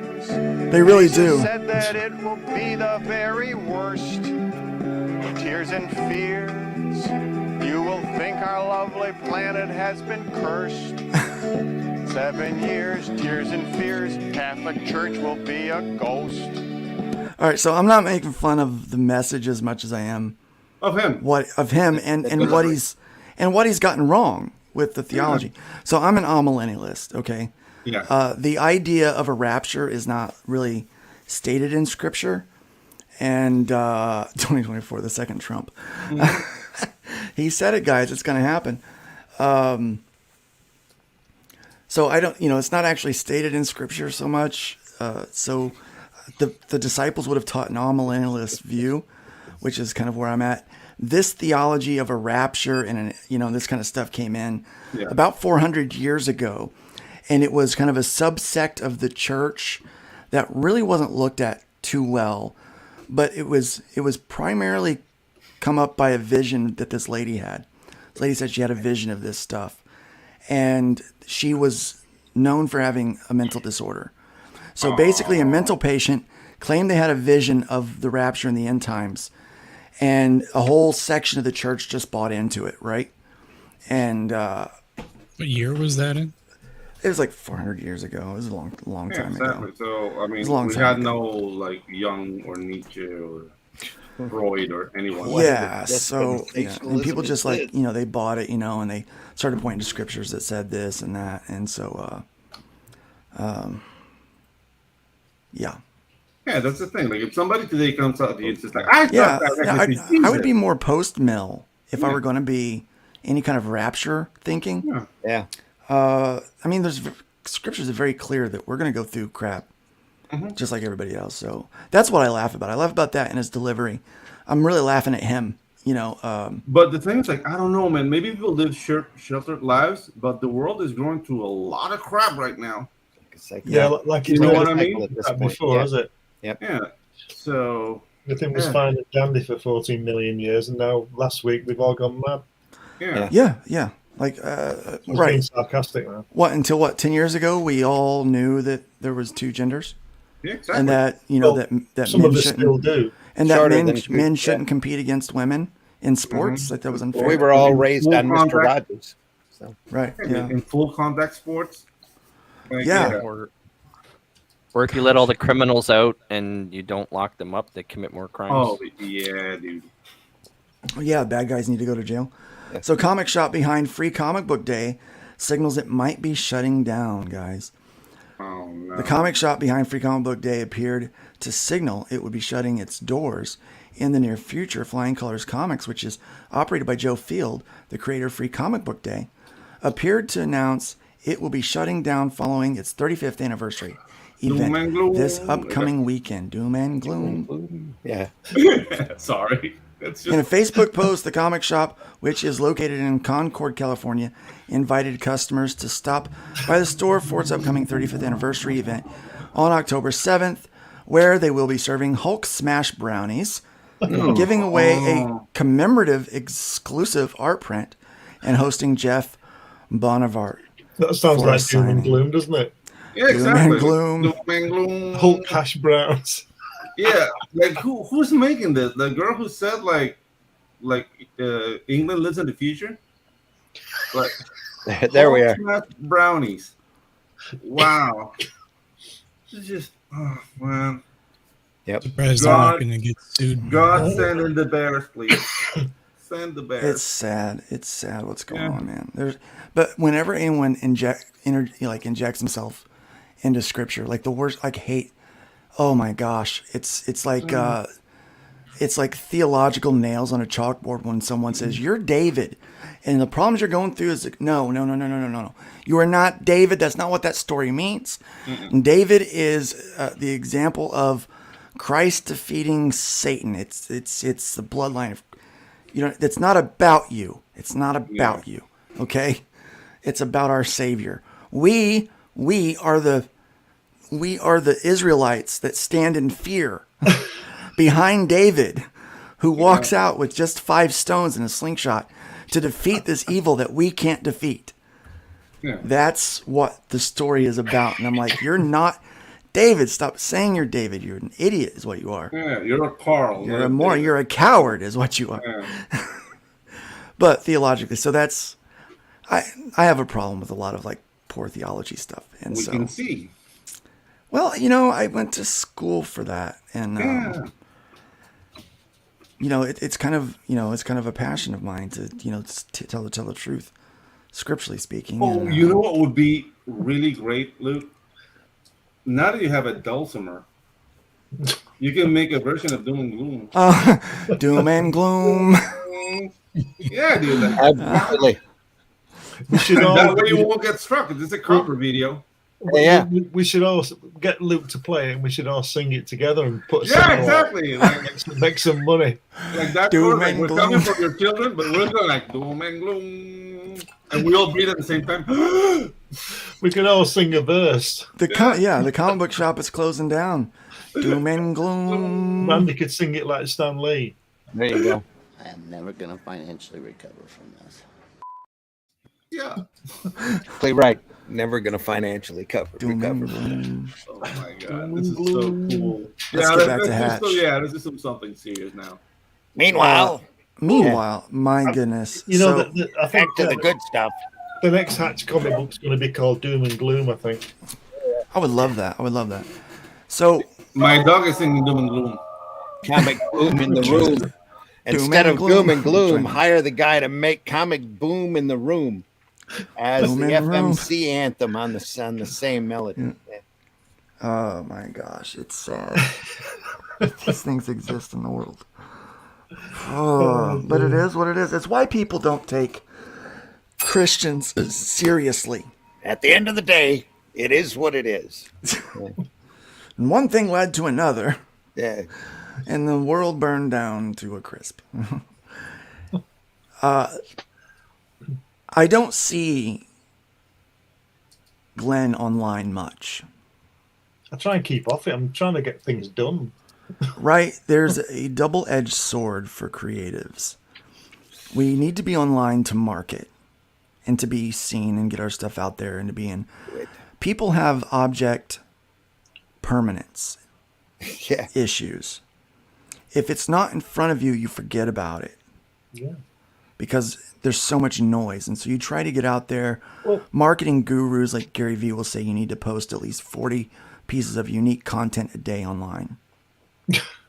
A day? See, the thing is, you see, is that the irony is that all my career, my graphics career, was in advertising, but I can't sell myself. Russ That's wants the you to irony. refresh the page. That's the irony. There is some irony there. Yeah. 8 backers making the bird. wow. Look at Someone that. Wow. flipped you the bird today. Wow. Do So that let's see that. bird. Let's see. Let's see it. Thank you very Where's that much. bird? Let's flip him the bird. I do the job. That's Not not the that bird. one. That's the bird.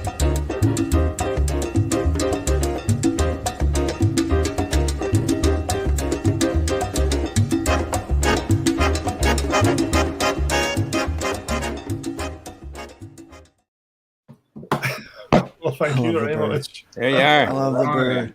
Gary Vee is a waffle. Yes, he is a Power waffle. of being on the internet.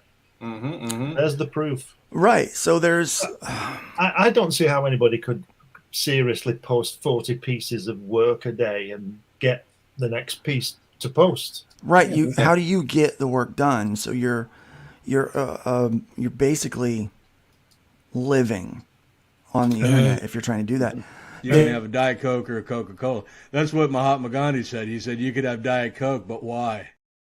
I think I have an answer to that. They have a team. A lot of these bigger marketing, they have a team of people doing it. It is extremely hard to post that much content and think of interesting things that make people happy and you want to click on it. Yeah. On your own, yeah, it's impossible. What other show can you do that?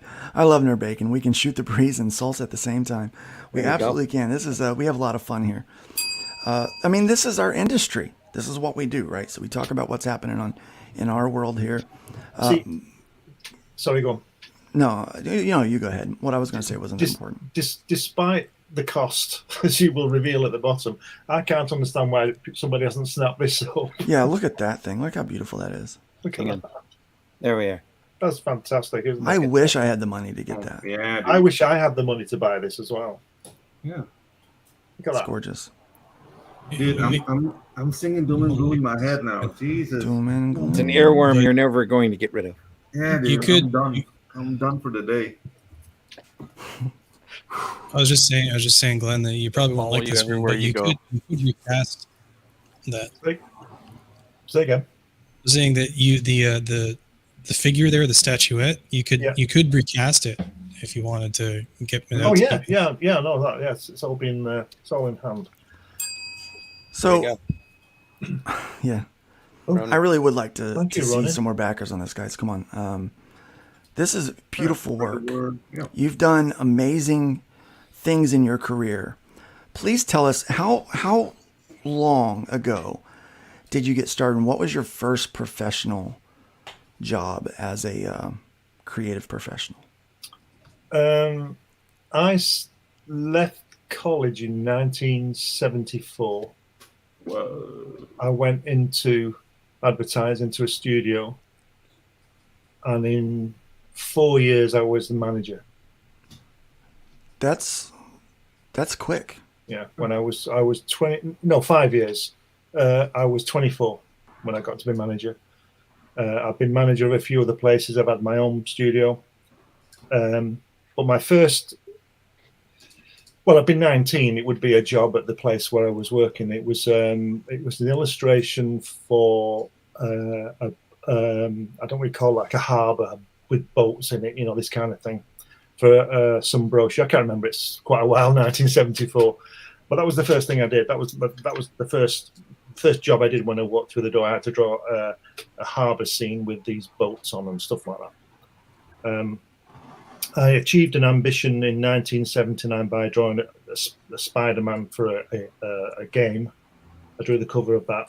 I think you'll have seen that. I've shown that. That was just a one-off illustration, and I've done lots of things. I do a lot of photography and design, all kinds of things. I notice a lot of people that work in comic books tend to find their way to advertising. Yeah. There's way more money there. Yeah. Joe Simon did that, didn't he? Mm-hmm. Yeah, it's I used to work for health and safety manufacturer, like health and safety signs that you get everywhere. And I used to do a lot of the posters on there, design those and draw those. I've done about 150 of those for them over the years. And like I said, I do photography and I write copy. I do all of it. This is what I try and do.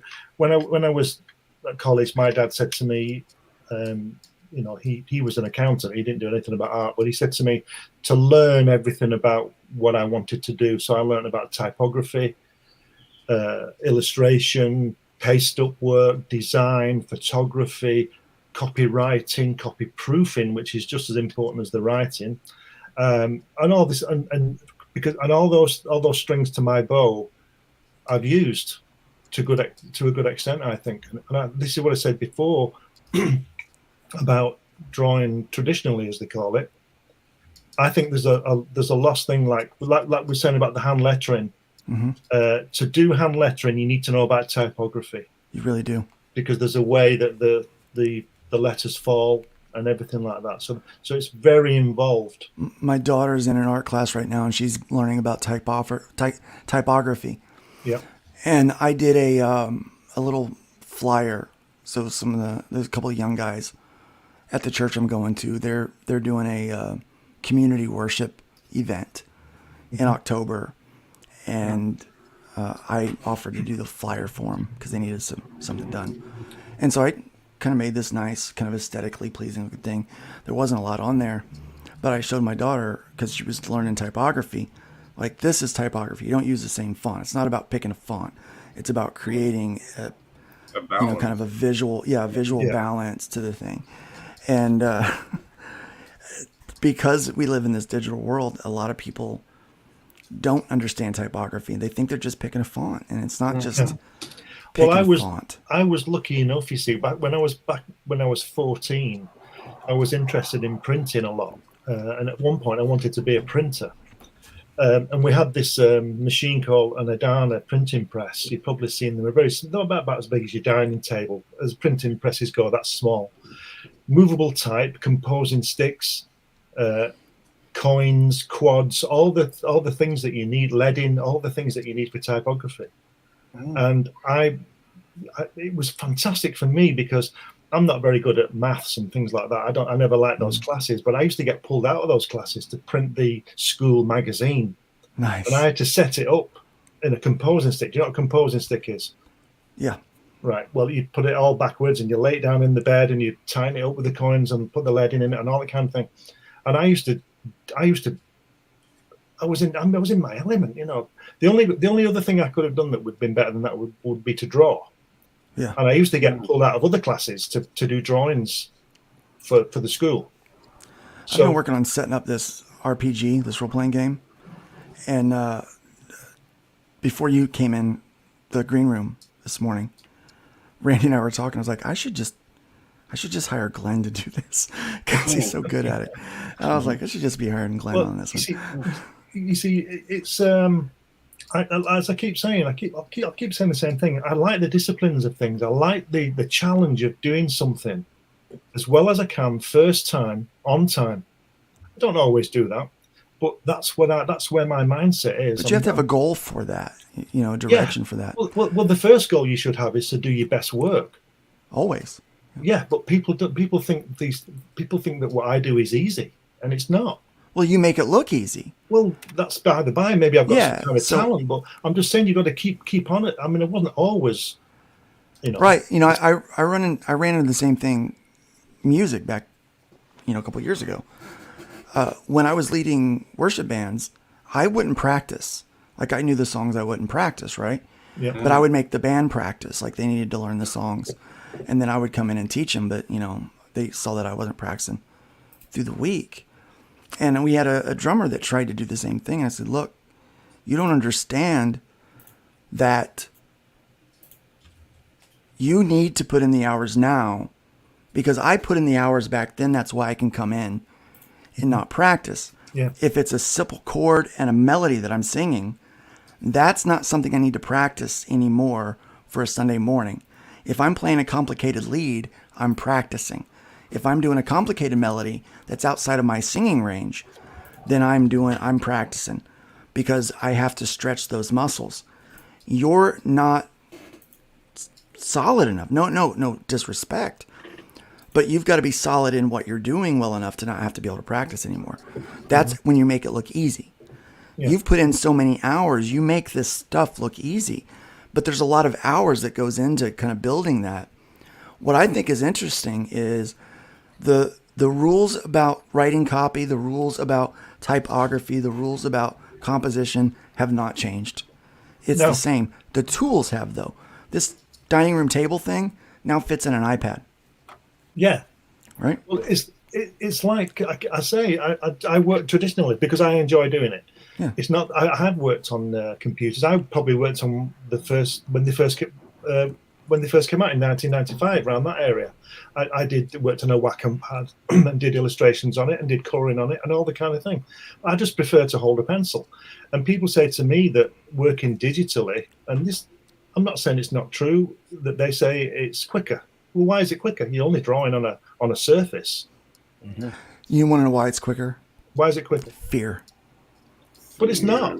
If you Fear slows you down. But if I draw Superman, right, and somebody who works digitally draws Superman, it'll, take us the same time. Why is it different? I could draw Superman in mud with my finger. It's like we say, it's one of the tools to do it. It's the medium. It's the same thing. But earlier we said about the undo button. What I don't have the luxury of when I draw is I've got an eraser, I suppose, but I just rub the pencil out. So my discipline is to get it right as soon as I can. I did a warm up yesterday. Let me see if I can find that. While you're looking for that, I actually had a response to one of the reasons that people use digital stuff is cost, right? Yeah. Because the material cost of what though? You've got to buy it. You've got to buy a Wacom pad. And Yeah, one of those you only have pens. to buy the stuff necessarily once. You only need the software once. You only need whereas painting supplies, inks, pencils, paper, etc. That adds up over the year. Yeah, but at the end of it all, I've got an original piece of artwork to sell. I did this yesterday in 15 minutes as a warm up. Right. So this is a guy named Bing Futch. Funny name. Yeah. But he's a dulcimer player. And he's actually played dulcimer in a rock band. One of the few people that's ever done that as a lead instrument.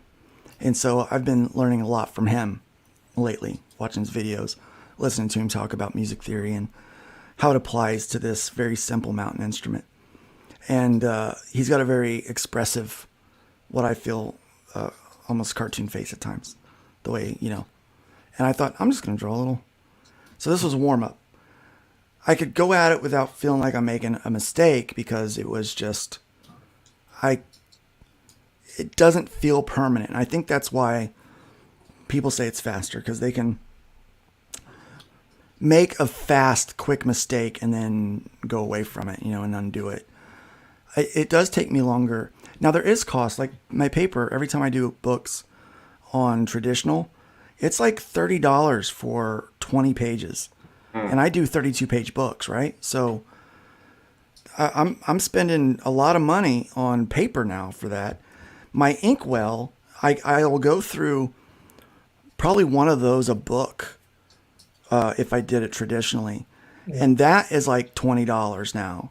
That used to be really cheap. Now it's like $20 to get the black ink that I need. So those are consumables that I'm always using, when I'm working traditional.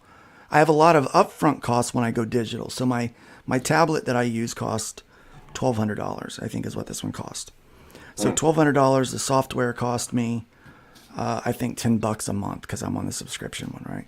Or something like that. So it costs me like $10 a month.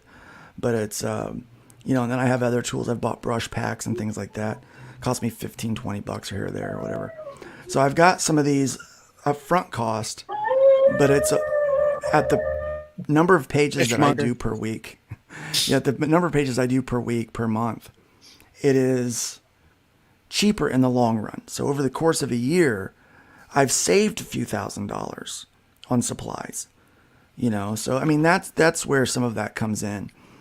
And go ahead. For a lot of people, that extra couple bucks too can mean the difference between eating or not eating. Or it does, yeah. And additionally, it means that if there is a digital tool that replicates some traditional method that I've never used, I can try it out at no cost because it's already in that area. And if I like it, then I'll move on to learning the traditional way of doing it. That's what I'm doing with watercolor. I never did watercolor for comic books. It never even crossed my mind that would be a way to color this stuff. But when I'm watching you do it, when I watch Alex Ross do it, there's this tranquility about watching those colors spread the way that they do, and it just mesmerizes me. So I'm practicing. I'm trying to have fun with it. I've never said that people shouldn't use digital stuff, or you use, it's whatever gets you through the night. It's just that I like to draw with a pencil. 10 backers. Brilliant. We got to make it. We $3 away from being funded, folks. Dance $3 twice. 99%. Because you were 8 backers a second. Hold on. I was like, where's the bird? There's the bird.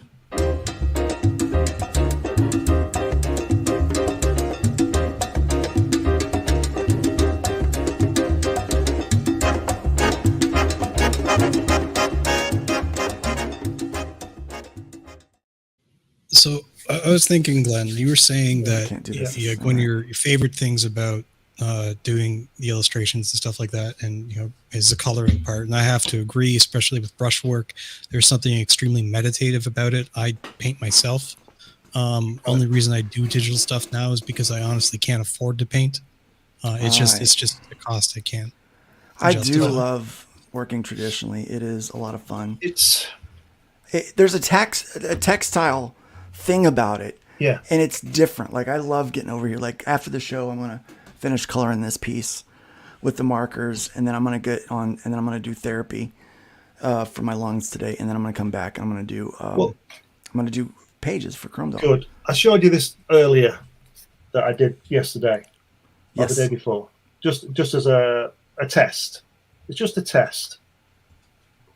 And it's just on a piece of board, and I just color it in. I do it in pencil, then I do it in ink, and then I color it in. And I just love doing it. And it's like all the mixture of the colored inks, the way they run. I just like doing it. I'm not saying people shouldn't work on computers or do it in any whatever way they do it. I like to do it with a pencil. And if it costs me more, then I have to get the stuff, So, it's whatever you produce at the end. It really is. But caveat, I've got a piece of original artwork to sell at the end of it. Or at That worst, is put it on the wall. That is a huge bonus. Yeah. To working that way. Because if you look at the way, I'm not saying my work is any as good as John Buscema or anybody like that, because it's not. But look at the cost, the prices that are being paid for that stuff. You know, and I mean, I'm not going to be up there, but you see what I mean? Everybody, nobody's producing original comic book work anymore, and but they all want, that's what they all want on the wall. Otherwise, it's just a print, isn't it? But it's, you know, it's whatever you want to do. It's whatever you want to do. Just get the job done is basically the bottom line, you know. Got to call your bank. So I switched banks, and I'm pretty upset because it's getting on my nerves. So every time I back something now, I have to approve it. $4.99. $1 away, folks. Dang. $1 away. Ding, ding, ding, ding, ding. 99.9% covered. That's cheating. We can't have that, man. Let's see if it'll go through this time. See, it keeps saying that it failed, but it didn't fail. Well, I appreciate that, Luke. Yeah.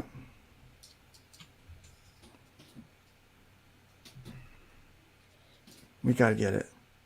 Yep. No, it did fail. Son of a biscuit. All right, guys, come on. Someone's got to hook us up. $1, guys. Let's get there for crying out loud. $1, Bob. $1. $3 away. Come on, guys. $1. Uno, dos, $1. $1. You're killing me with the $1. I swear to Yeah, God. $1. Wow, that's trolling, man. While we're doing this, Emotional, damn it. Luke, you were saying about the when you're colouring the feeling you get, and it's true. You get lost.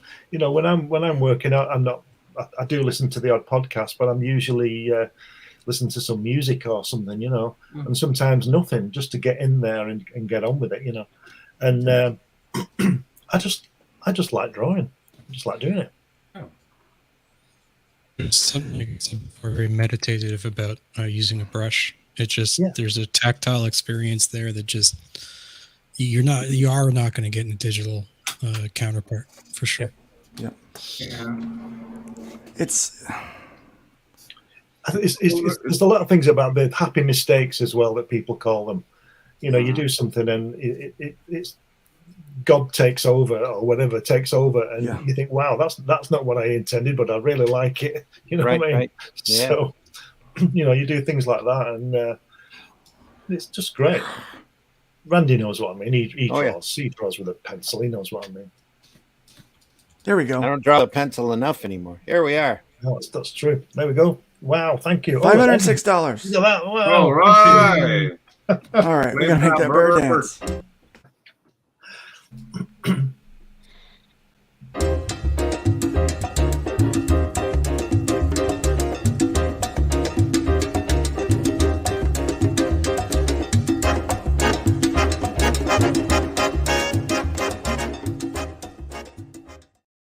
Well, thank you, everybody. Bingo. It's great. Nice. There we go. That's beautiful. 11 backers so far. That's the power of the internet. We're wrapping some bacon around that thing. We are. I love it. I love it. I love it. Wrap it up. Wrap it up. So you started. When did you get the bug for doing comics and sequential storytelling? Because advertising and sequential, they're quite different. I did my first comic when I was about 8 years old with my friend Paul Cook, and we did a comic called The Spitfire.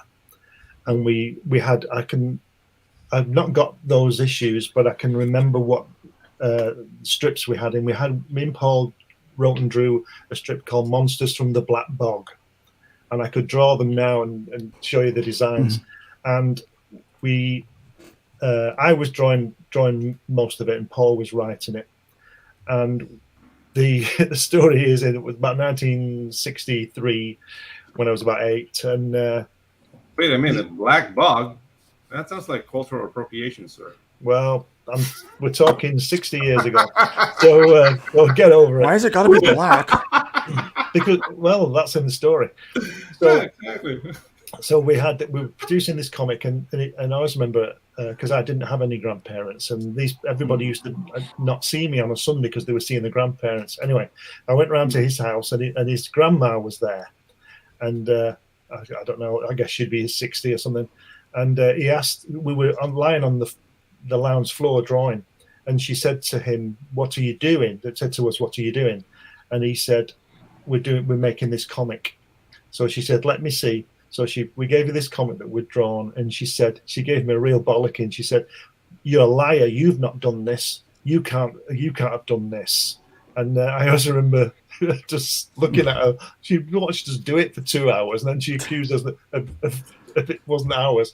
So that's the earliest. So that was 1963. That feels kind of good, right? Like, yeah, and that's the first time Glenn said the B word. Yeah, like when it feels like when I like when people think that it's like there's no way you did that. Like there's no way you did that. I'm like, yeah, I did. Happens a lot. I get two things. I either didn't do it, or they think it's easy because I did it. When I get that, I will say I did that, and your mom. Yeah, it's not easy, but I think the work to get there to this level is worth it. Now, when people look at Hatch, they're going to see a very soft cartoon style, but you do more than that. But beyond the art, let's talk about the storytelling that's happening in the sequential. So Hatch is... Just explain to me where you got the inspiration to do this character in the story that you explore with it. I was producing comics with my artists alongside other things in the mid '80s. You know, when the black and white look came out, yes. And we were doing comics. We were doing comics for people, and we were doing comics of our own. And I wanted to try and get something in the newspapers.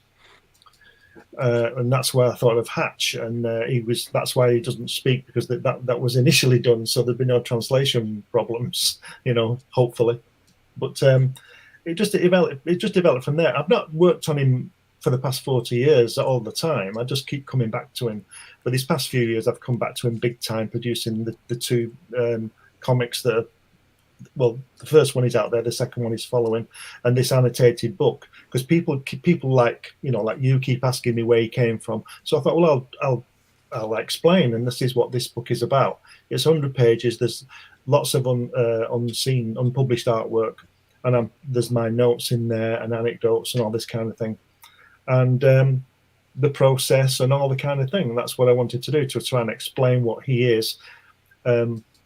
People say he's me. He's on his own on an asteroid. I've never been on an asteroid. I don't know, but that's what they say it's me, which, like I say, I don't get. But anyway, he's not stranded. He lives on an asteroid out in space, and it's about all the things that happen to him, all the strange things, and that's his that painting there. That's his view of the sky. That's what he sees every day, and all these strange things happen, and that's what it's all about. I get how people can see that it's you. It's like you're living on this asteroid and things happen to you. You're very, I can see it a little bit. It's on a psychological level.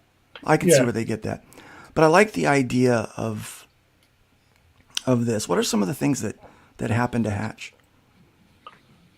Well, the book, this book that's coming out soon, the second book, Hatch What's Up, is the one with the pyramid. And what he does, he sends away for this is the funny thing. He's on his own, but there's a post office. He's got a post office, but you never see him at the post office. You just see him coming back from the post office with a parcel.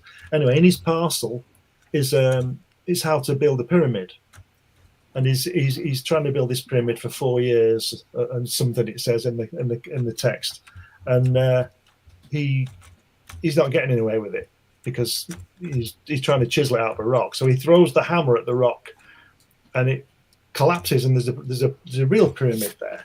It disappears. I'll show you. He throws it, and it blows up, right? And then he is confronted with the pyramid that we saw. This is the color one.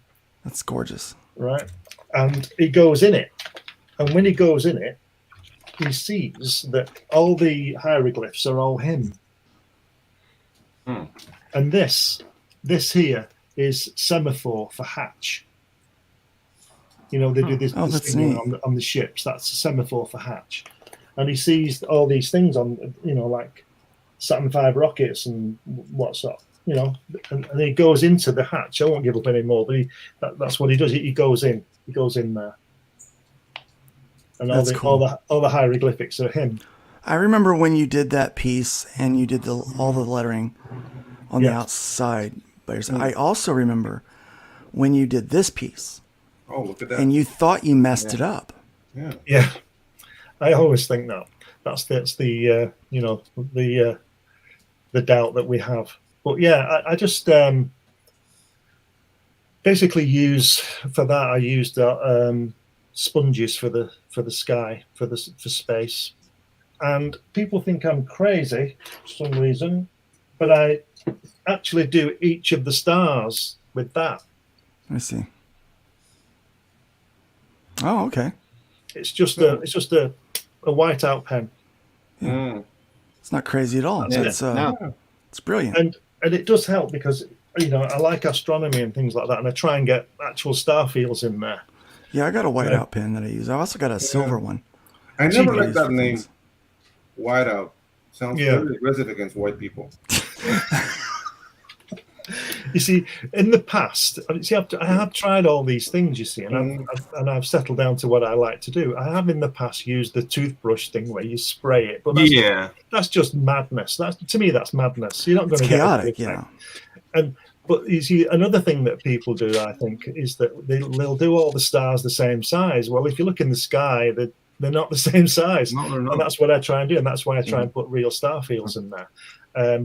But then I just like to use the colours, and that drawing hasn't turned out the way I wanted it to, but I think it looks okay. It's not too bad. Looks nice. So is this the ink wash again? Is what you're doing? It's always ink. That piece of work is about 23 by 15, so it's a big piece of artwork. Yeah, I remember when you did it. It was you thought you were messing it up, and you powered through it. You're like, instead of abandoning the piece, you exactly just worked to fix it.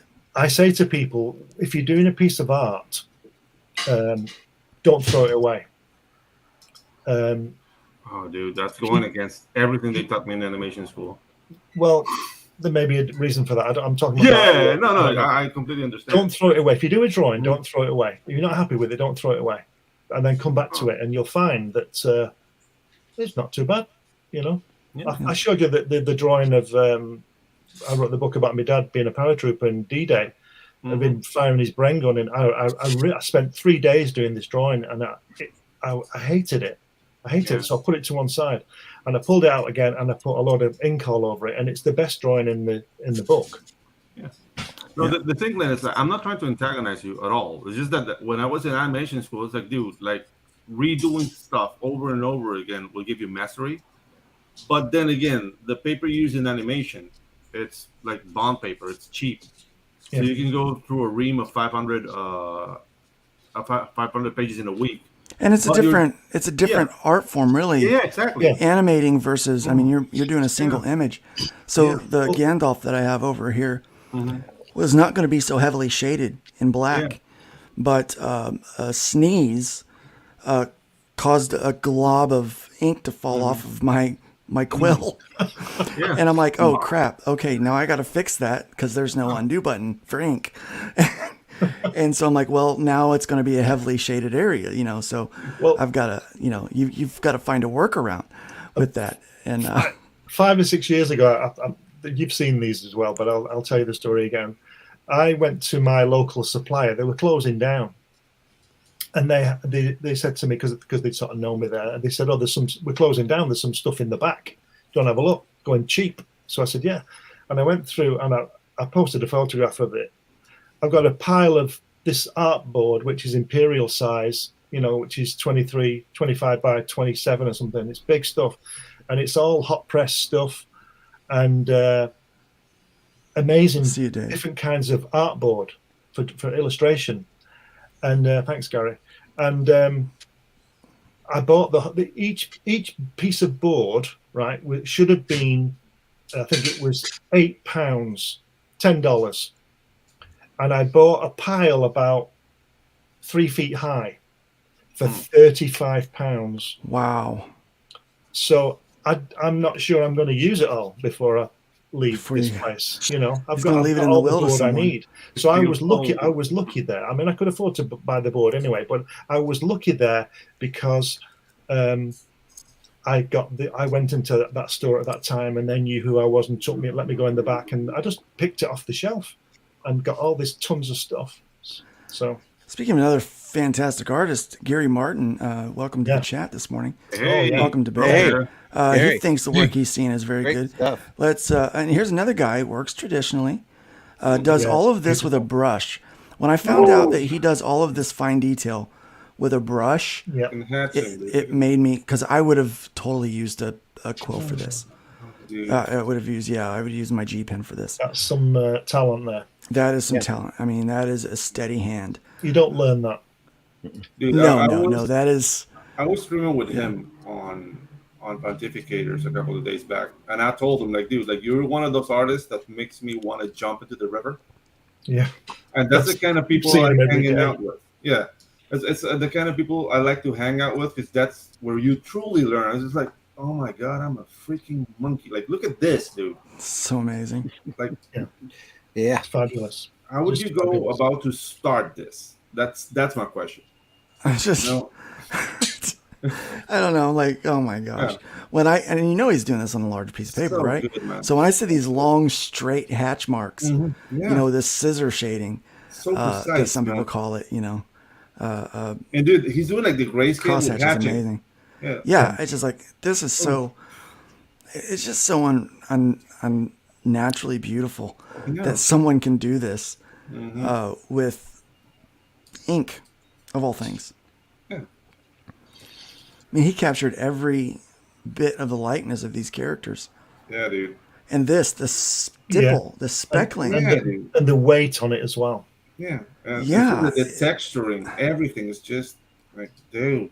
Beautiful. So he's got a book going right now. You can get some look at the horror. original artwork, $600. Hubba hubba.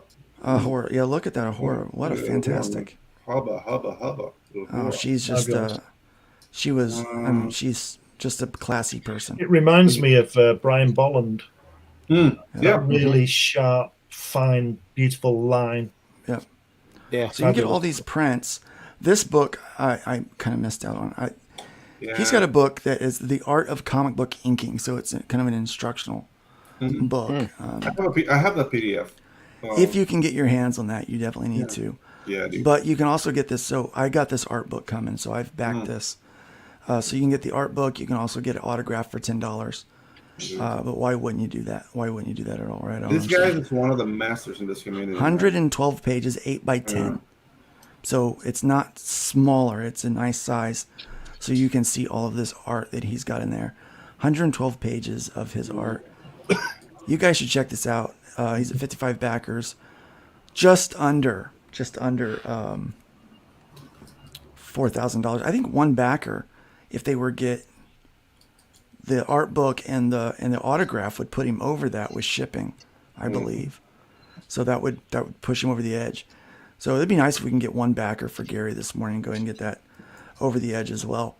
But there's so much negativity out there in the world. And what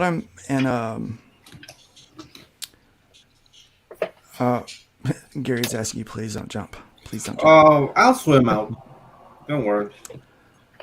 What we run into is people spend so much time in this balance between I got to get out there and show off my stuff.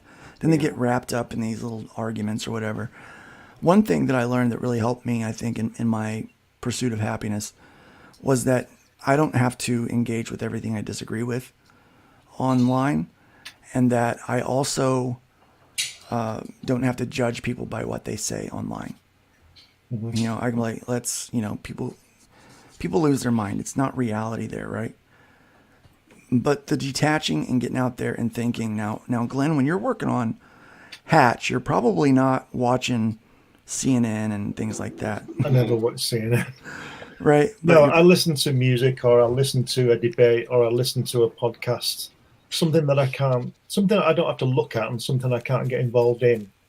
Right. So what's on your playlist? What do you like to?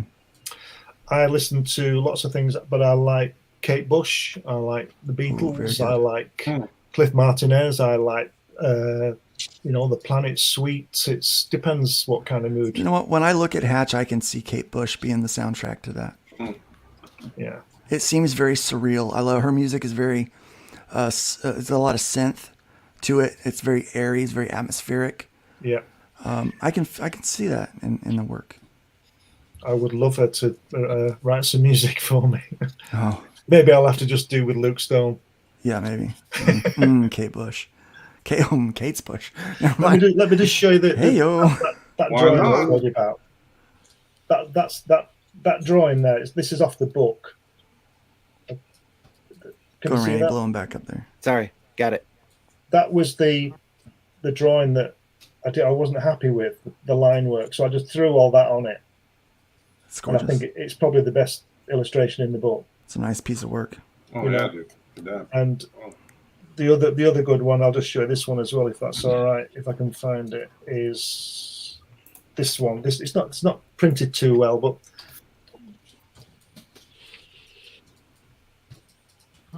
I love that one. You can't really see it properly. But as I said to Randy the other day, I just love to draw each blade of grass. And you really did. You have to get into a zone with that. You have to be willing to take some time with You that. also need one of those, a flexi curve. You really do. This one's broken, but I still use it. But there are pills for that, though. I'm not going to spend 15 quid on a new one when I can, what do you say, Pedro? There are pills for that. Yes. Yeah, so. For your flexi curve. Try getting the generic brand. It's way too much. Every time I see this beautiful art, I get like, I'm like, I need to show what I got to show, like what I'm working on. Dude, breaking that 20 card. You guys want to take a look? Yeah. That's working on this Weeping Widow tree. So I get like always get this like envy of other artists that are doing stuff. Can you blow me up there? I'm working on it. There you go. So I'm this is like a Weeping Widow tree. It's a piece I'm working on. It's gonna be a tree. Looks like an arm there. Yeah. Whippy face covered by the hand. Very cool. Yeah, you can see the face as well, yeah. The skull. That's neat. Yeah, dude, that's. But I when I'm never listening, really got into 3D sculpting, man. Like it's a whole different world. Man, those tools like that are so helpful Yeah. when I've got to set up scenes and stuff. It's like, let's make a 3D model and put it in there. And it's like, well, that way I can get all the angles and curves right on those things. I can't do this, though. Like, I can't build 3D models. I've tried. So I just have to do it from imagination. Yeah. When I'm drawing these things out. So I envy. I learned how to model the old-fashioned way, and when this technology came about, it's like, okay, my brain is too full of info, and I never picked that up. But dude, I really admire people who can sculpt, man. Yeah. Speaking of creativity, now here's a person that has figured out how to do the marketing and the creative mix. Wow. And she worked for Marvel, among other places, but stepped out on her own. And man, they made a big deal that she kind of started associating with some of the indie groups that she did. They had a real problem with that. But she came over, and people really liked her work. They didn't know her very much. But she's incredibly likable and endearing. And so Irene Strakowski, mixed talent with her personality and was able to grow a fan base around being on some shows and doing that. But she still doesn't engage with a lot of the negativity, which I love, and really just produces stuff. So she's got 2 books out. This is 2.5. She did not do the art. They had a different interior artist on this. but she hired someone really well, like a really good, that did a fantastic job on this. It's just, so it's fantasy, and everyone is raving about how good Fiendish is. I have not read it, so I got the catch up stuff. So I got all 3 of these, 1, 2, and 2.5, so I can find out what everyone's talking about. I mean, the cool thing about Findish is that she is a bona fide nerd. She plays Pathfinder, which is a role playing game. So this is like an adventure, like true fantasy adventure. The backgrounds are rich within the characters. Like she's taken from Russian folklore, from European folklore. So it's really well done. And she's an amazing artist. So this is like a passion project, and this is well deserved. There's a lot of symbolism just in those couple pages there. You can see the history of her game, or RPGs and D&D and gaming and Pathfinder background. There's something that a lot of you artists out there do, especially ones that do things that are more on the realm of manga, that I have started to do and find. So that not only is there toning that happens, but if you look in here, there's like this gray watercolor splashes in there. Yeah. To outline and kind of throw in the shadow. I have started doing that and blending and made my own tools for blending just so that I can do that. And you saw that on the Bing Fudge. And that all comes from restriction, because like in Japan, they don't use color at all. So they have to find a way to convey texture. And that grayscaling, it's just out of necessity. I did it here with this Bing picture too, a little bit. So I do things like that just to practice and do it. But I mean, just see it done so well here, and just the detail in this, like this monster. Oh, wow. What amazing! This is why I get envious, because look at this, it's beautiful. It's really good, and she can draw the dames too. She can draw the dames. I mean, look how well she's done that. Yeah, look at that. Look at all that health on that character. I like that. I like that a lot. It's my kind of thing. So she's raised. She's got a long way to go on this thing. But she's not only raised more than $21,000, she's also brought in the most tips. So she's going to be in that number 1 spot for a minute. Kelsey, here's another one that people should get a hold of. This is another one that broke 20K. But this is basically a master class in doing sequential layouts on how to tell the stories. This is years of interior pages, but he's annotating these things and kind of giving us some example of like, here's how you do this, how you make these choices. If you are into sequential art, you probably need to have this book in your library. I don't see a way around it. Kelsey's been a master at this stuff, and he's done so good at it. I mean, look at just the energy he's conveying on the page. The action. And none of those panels are either that overtly complicated either. No. They're just simple, well-defined language that really works. It's concise, succinct, whatever you want to call it. He uses so much of the page real estate to get the story told as well. And he also knows how to draw the dames. Yep. Yes, he knows how to draw the dames. That's the thing. So, and that's a huge asset in this community. If you can draw the dames, in this industry, portion of the market. If you can draw the dames in this industry, you're gonna make money. Here's a new one, guys. I don't know if you saw this or not, but so there's a few people here. Some names that I've heard. So there's no video on this. A lot of them got no videos. We've had to have some stuff edited out. It's kind of crazy. It's fun. Man, that looks gross. Yeah, dude, this is gnarly. The Japanese love tentacles and hot women. Oh, that's neat. Look at that. Okay. Yeah, that's Baphomet. Oof. Yep.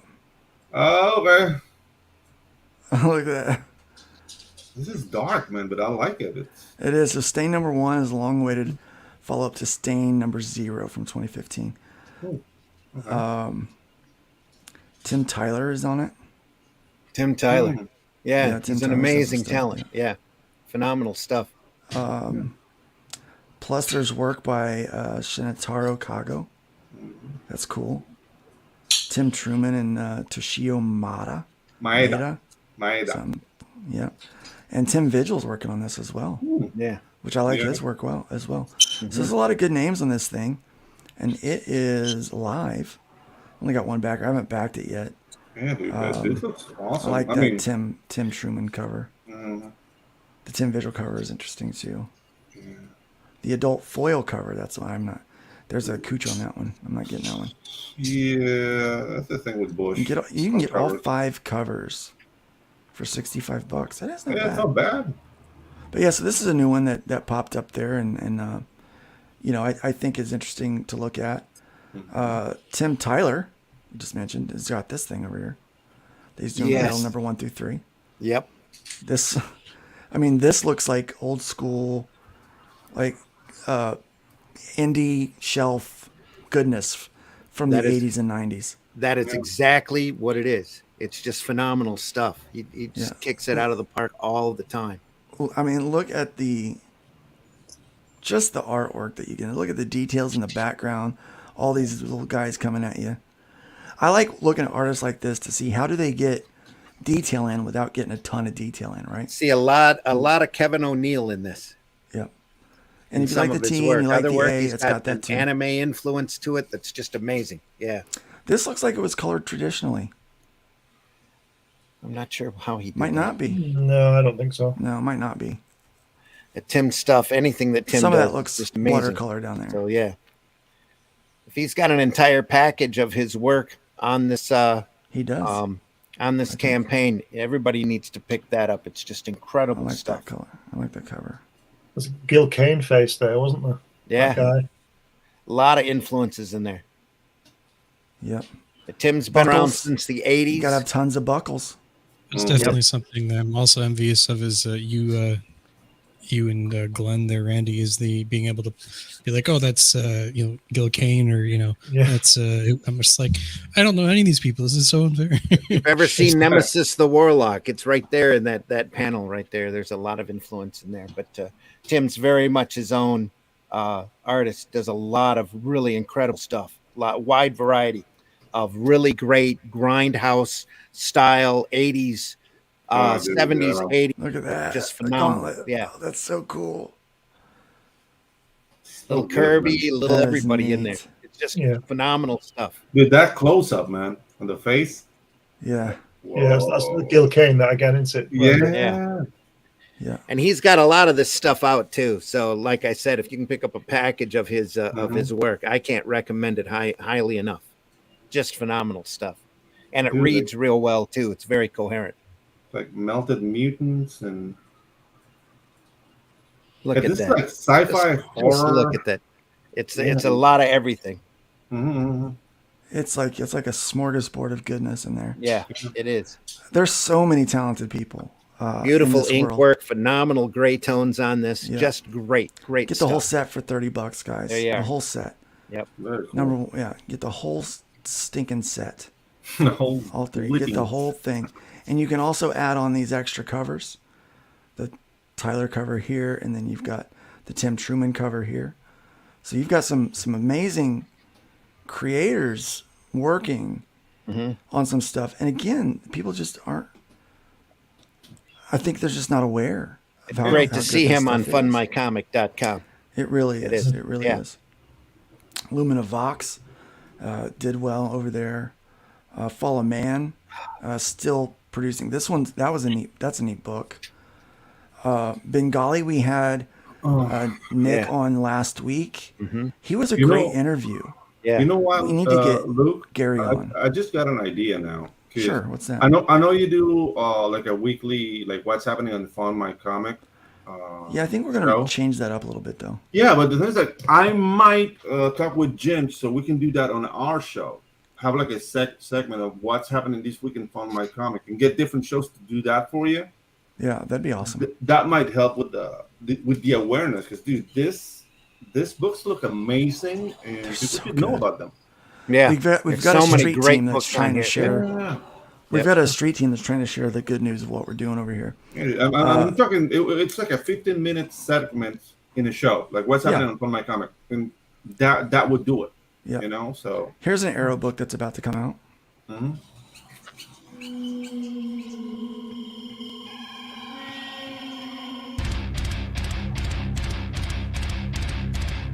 Wow.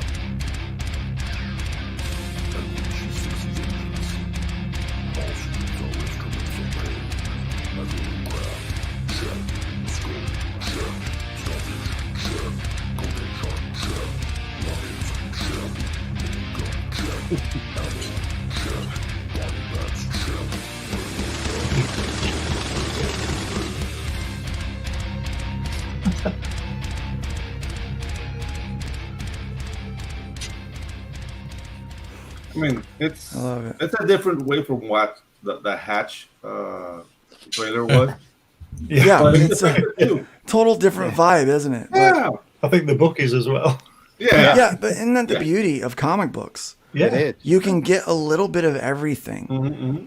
And that's what I love about it. That's what I love. So we've got several that are breaking. I mean, that was 18.5 on that book that they raised, and they've only raised it here on this site. I mean, again, when we go back to the days of, when I was crowdfunding in 2015 for comic books, $335, we were like, man, that's amazing. I'm excited about that, Whoa, yeah. You look at, $2,300 on a book is $2,800.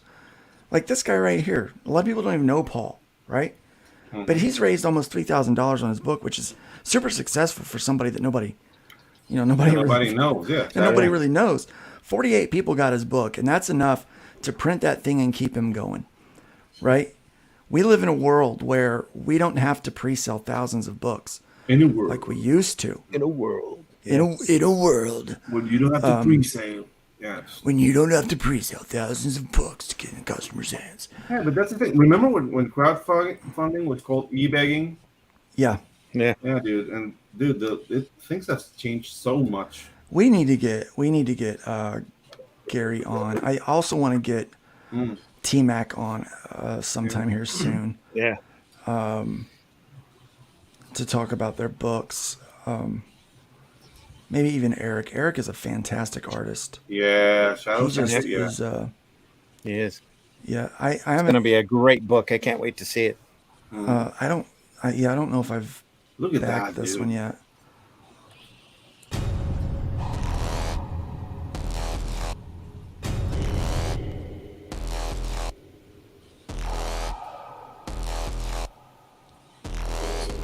This also has a lot of faith influence to it. Mm-hmm. Yeah, dude. This is like angel breed versus demon breed kind of thing. Like I remember this from way back, like 2019 or something.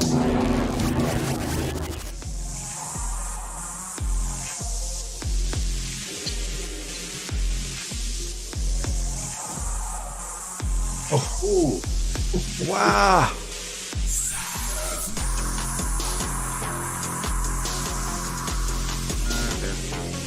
With that early 2000s, like It really does, yeah. Late 90s, early 2000s vibe in the art. Like Ghost Dungeon, like I'm in the Matrix, baby.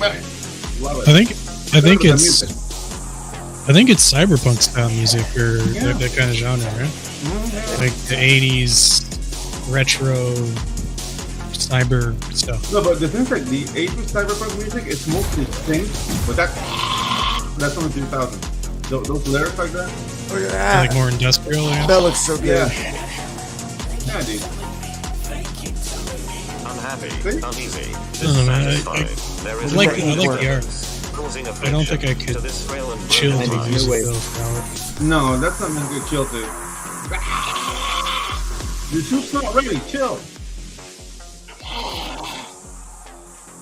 Music by Integer.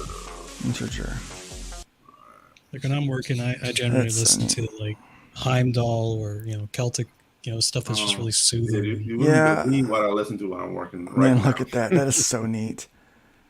That's Rob. That looks like Rob. That's hot. Rob Liefeld, yeah. No, not Rob Liefeld. Rob. No, it reminds me of a. Reminds me of a John Buscema Loki. A little bit. Yeah. This one reminds Mephisto. me of what Rob did. sitting in a chair like that. Yeah. That's a Mephisto pose. But this is actually this is Eric's work, man. I mean, look how good that is. Yeah, great stuff. He's really good. It has a real like 90s early days of Image look to it. Yeah. Yep. I would love to hire him. Yeah, to I do think a you book for mentioned me. before O'Neill, Randy, look like that. Nemesis, is it? Right. Yep. Nemesis the Warlock. Yeah. It's a nice cover. Colors are Crazy smooth on line there. work on it. Yeah. I love this blur here. See, that's where the computers do come in nice because you can add this extra flavor to that. You can also draw that as well. Yeah, you can. It's way faster on a computer. Yeah. It's just That is way convenient. faster on a computer. For good reason why. It's like, there it is. But dude, the action is done properly. Like you can see the weight. Yeah, the weight Really coming well off done. that foot there, yeah. Yeah, he's really moving that This guy. guy, I don't know what this guy's thinking. He's pissed about something. He's looking at the camera. Yeah. This is neat. I love that shadow how it cast off that light. You get the, like in the inks, this is all empty, so it's mostly white. And then, you get that. So you get that sense of that glow. Yeah, and the colors goes to town there. Colors just goes to town. Look at the bright atmosphere in this outdoor scene there. That is gorgeous. That spells good morning. It does. And he knows how to draw the ladies, too. Yeah, the dames, baby. I'm telling you, that There stuff ain't is... nothing like a dame. Ain't nothing like a dame. Again, original artwork, you can get $800 there. If I had the $800, I'd be buying that. I wish I had the money to buy more. You guys, everyone needs to be using from my comic so that Todd and I can get rich so I can buy all these artwork pieces. Yeah, you see, there's always goals. There's always goals. That's all we need. Yeah, goals, guys. Goals. You'd have an advantage, Luke. You could buy it all before you released it on this and say it's all gone. Yeah. Well, yeah. I think we're just reviewing the books. I swear. Yeah, that'd be awesome though, if I could. Well, right now, like every bit of money that we make is really going back into upgrades. The next upgrade is going to be. You see how there's these tiers over here? You're going to be able to, in the back end, do a sort priority where you say, well, I want this one to be first. I want this $50 one here to be first. And then I want this piece of artwork to be second. And then I want this to be third. So you can do a sort priority so it shows up in the order that you want it to, which is, I think, revolutionary for crowdfunding campaigns. But that's just me. I think a little too highly of my ideas. That does look like Rob Willis. Yeah, Rob Willis. That's who I was looking for. Yeah, it looked like Rob Willis's work. Rob is amazing, but I guess he's incredibly slow. People complain about late work from him all the time. But I mean, when you're doing that, it takes forever to do that kind of stuff. There, you don't make that many lines fast. You're not dropping that down in a day. Actually, I got Rob Willis working on the trailer for the Tabletop game, but very talented. It's on pause until the comic book is Craig, finished. before we get out of here, we're gonna have to get out of here. But Craig, check this out.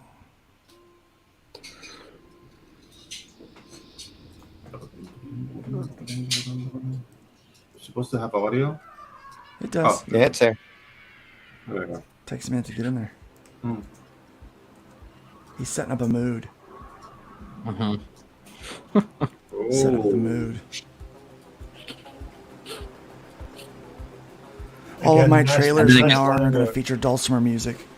Yeah. Yeah, I think it's really loud.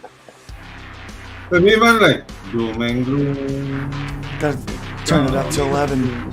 Yeah. Dude, you have a monkey in your comic book, man. I do. Yeah. That's what sold me on this book originally. I think somebody wrote Monkey somewhere with the Gatling gun. that gorillas and monkeys were ridiculously profitable in comics. It's like Monkeys and dinosaurs. Yep. monkeys and dinosaurs. Randy, Big rule at the DC offices through the late 50s, early, all the way through the 70s, really. Yeah. It's always been that way. You know why? Dinosaurs always sell. Because people like monkeys, number one, especially Americans. We already said that, Pedro. You covered that for us earlier. So we love monkeys, and all of us as children love dinosaurs, right? Yeah. So you start throwing that stuff in there. But what sold me on this was the monkey guy with the Gatling gun, and I remember telling Craig that. I said that's what got me, which was why I was so excited that we were able to put an arrow in this book. All the books that like I want to read that I think I love it. Like Randy and I will be talking. He's like, "Can we get an arrow in that book?" And I'm like, "Oh, let's go get an arrow in that book." You know, so the stuff that we love. I really. And dude, that monkey has a top knot. Craig, I'm laying out the last 8. I'm laying out the last 8 pages for issue 4 see that. too. See that? Oh, what's kind of? I've been Bring him up. I've just been working away, whittling away, trying to figure out. Kind of That's nice. You're very methodical about that stuff. I like how you do that. You tend to. I really wanted you to do layouts for me, like do those kind of like thumbnails for me, but you were nervous about it for some reason. It was just time. It was the time turnaround that you wanted. I was worried about delivering in the time you wanted. That's all. Yeah. Well, maybe if I slow it down, I'll have you to work on a book that I'm not starting yet. How about that? Because you're really good with the layouts of the pages. I like how you get a sense of how the story should go. That's a I know you didn't learn, like that just seems like a gut instinct for you. But you know what? You are so Canadian, and I love you, brother. Like really, I feel like we're kin, even though we're not related. But I gave you advice on how to run for this issue 4, and you just ignored it. Can't nobody tell me nothing. You can't tell me nothing. They do look like twins, though, don't they, Randy? We do. We look like we'd be related. So this is issue 4. Yeah. But you used the campaign for Soltec Betrayal. Yeah. Soltec Betrayal. Well, I just never stopped working. So in the time just between taking kept down it my going. IGG and my comic, I was like, well, I'm working on the next one already, so I'm just going to merge the So we put issue 4 on there, and then instead of just relaunching and have another big launch, you're like, oh, I'm doing issue 4 now. So we're trying to get the word out that you're doing issue 4 and that this is the campaign for issue 4. And just because it's funded doesn't mean that, you're making the book. It's fun. You're paying for it, right? But you still want to get issue 4 out there. You can no longer get the graphic novels gone. It's gone, right? Especially in the U.S. We don't have any. We have none of them. I'm sending you. The U.S. Really? I'm sending you like maybe 6, 7 of the Blood and Ink books. Like that's all I got. We sold all of your color graphic novels, all of them. Yeah, which I appreciate. Thank you so much. This book has done very well, and now what we're selling is your single issues. I've got to get that up on the Arrow Comics store. I don't think I have it up there. I have to get some work done. Luke has to get a lot of work done with. I'm just looking forward to fulfilling this in March, and because there's another 40 or so backers out there who haven't had a chance to read the story yet. So. Right, yeah, and $30 will get you all 4 issues, each with a very interesting cover on there. How many pages? 32. So 32 in each floppy, so 128 pages total. That's a lot of work. Look at that monkey. He's so awesome. See what I mean? Look how dynamic that last panel is. Look how well that flows. I love this, man. This is great. So good. I love the spittle. I love the spit as he. He looks like he's had a few too many pies, doesn't he? He does. I love that he's got a gut on him. He had the whole fruit basket. He's my hero. He's my and hero. You designed all the layouts for this one, right? Yes. Yeah. Well, me and my artist, we collaborate on everything. Gonna get you to take a look at my book at some point soon. Beautiful work, man. Beautiful work on this. I really like it. I mean, look, there's so much good stuff. I don't understand why people are complaining about the crap that's out there that's being peddled. When there's so many good things that they can obviously just come and grab. Look at right the top away. tier alone. Holy crap. Yeah. Quality, quality, quality, yeah. quality, right there. And then quality. I got to get this Second Can't Chance argue Red with Eyes. that whole I got to page. grab that. I don't have that. And then Hatch Annotated. Beautiful work by a beautiful man. Thank you for being here today, Glenn. Thank you for answering my questions. I love picking your brain. You've got a wealth of knowledge and experience, and you tend to keep it to yourself. You're like, I don't. No.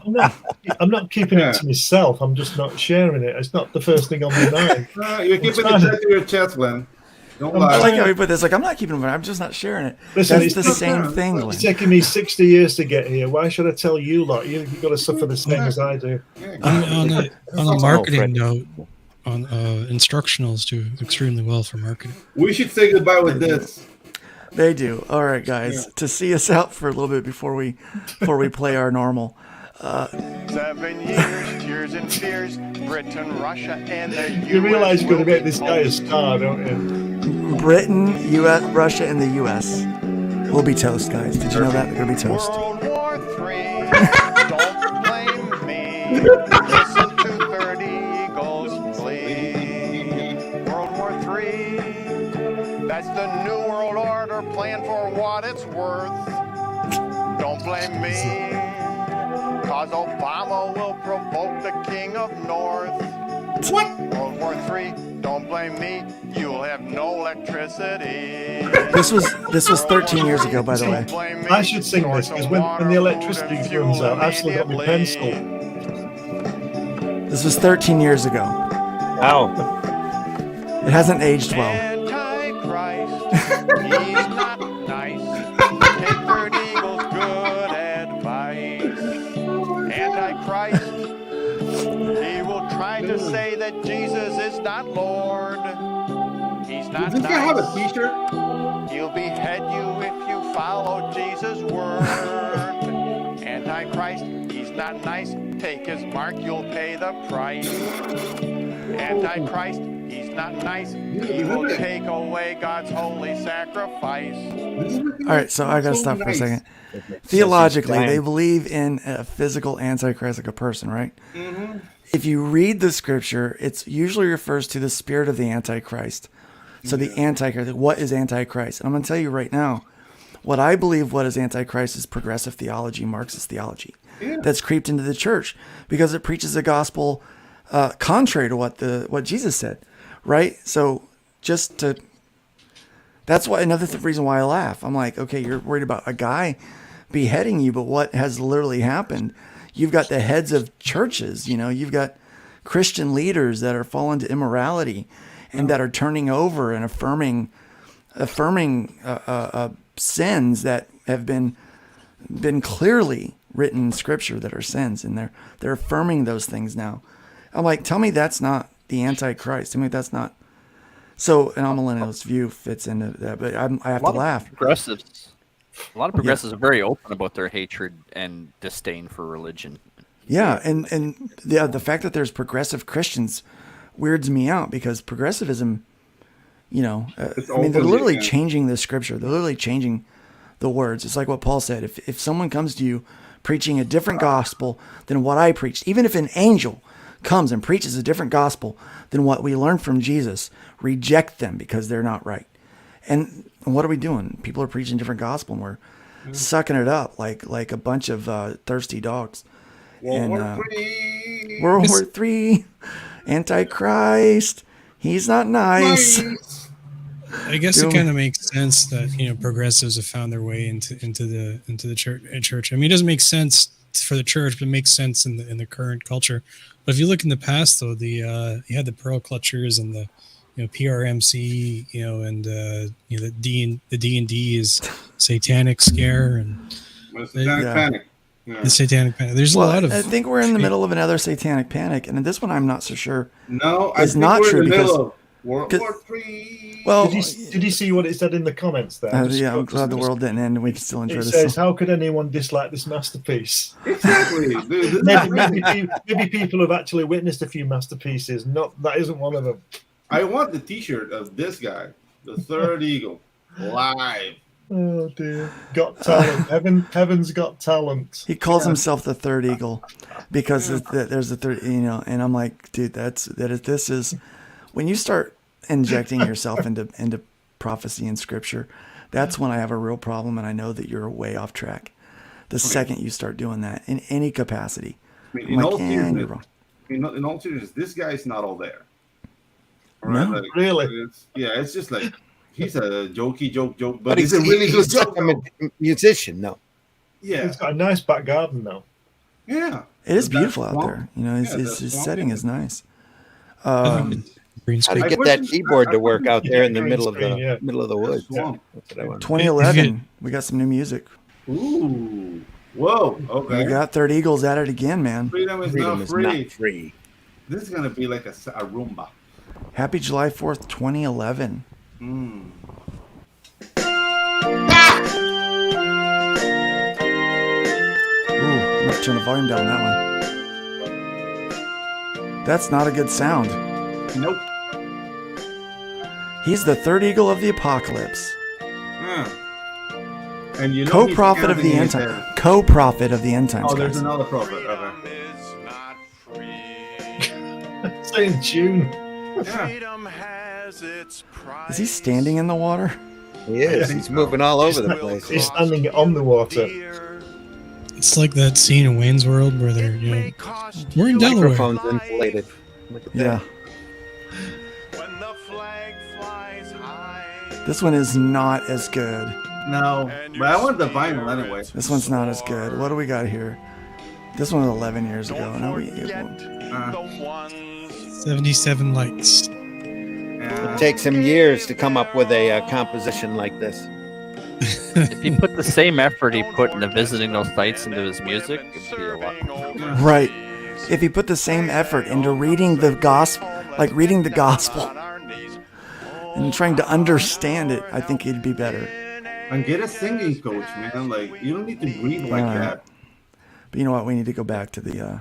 Yeah, this is way better. He's more accomplished here. Way better tune. Way better The tune. last one will William definitely not Tapley. be on his greatest hits album, that's for sure. Let's hit it with a little doom and gloom, folks. He's got 17,000 views. 1.4 thousand likes. Look at that.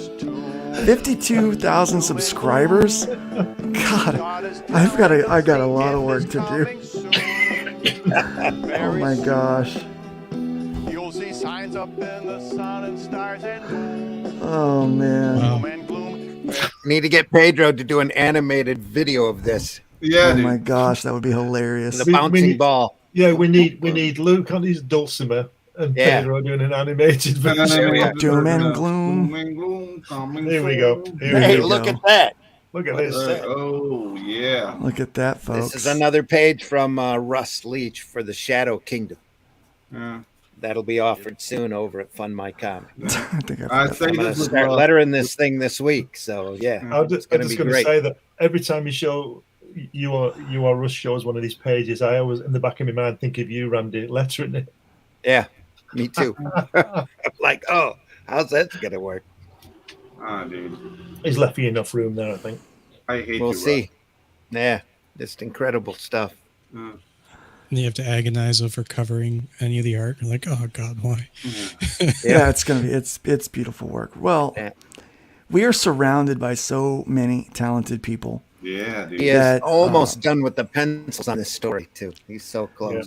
And there's one thing in common with all of these people that are writing these great books, that are working on these great things. They do not spend their entire life absorbed into the internet and absorbed into social media. They get out and they experience life outside of that. I think that if you're going to write a story or create something great, you have to have some other influence besides the common news, right? This doom and gloom guy, that's what happens when all you ever watch is Fox News and you think of the conspiracies in the end of time. Or this one that when you never think about the good Lord, that's awesome. Look at that. It means I love that doesn't it? top panel. Oh, yeah, dude. I love that top panel. Go over there. That one That I'll be is able to let it. awesome. Oh, I love that. But do you think that guy's going to be fine? I think he's screwed. You'll walk it off. Yeah, he'll walk it He'll out. walk it on now. It'll be all right. There's no coming back from that. Look at that. It's How gone much right coming through him. It's gone right through. Look at it coming out of his back. Yeah. Yeah. So, Wow. good stuff. Yeah. I want to color it. Yeah. Great. Ooh, look at this. Dude. That's beautiful. It's like Shadow Kingdom, folks. It'll be offered soon. We'll be Fun My getting this Comic. underway on Fun My Comic. Yep. Folks, don't forget that over at Fun My Comic right now, if you're running a time-based campaign, and you're running at least your first 30 days exclusively on Fun My Comic for that book, then what you'll get is a 2% platform fee instead of our standard 3% platform fee.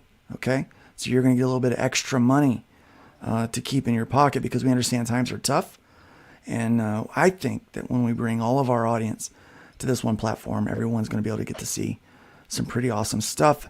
And we do believe in a rising tide lifts all ships. Remember, we are the ones that are creating we are the industry that creates the content for which the community consumes. Let's not forget that. Let's treat our work like it is a business, because it is.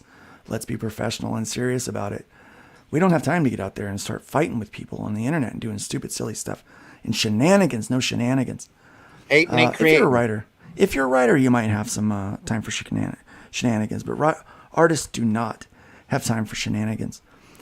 Be sure to check out Pedro's work over there on his channel, the Ginge and Pedro Show. I'm going to look forward to them doing some Fun My Comic highlights. Yeah. We're trying to move away from me doing the weekly show and have other people highlight the things they like on Fun My Comic on their shows, because it's more important that all of them tell you what to get. Okay, that's great stuff. Also, be looking for Whiskey's book. He's already showed a little piece of that. Some things are coming with that. It's going to be really cool. If you're into fantasy books are big right now. It's another fantasy book that you're not going to want to miss.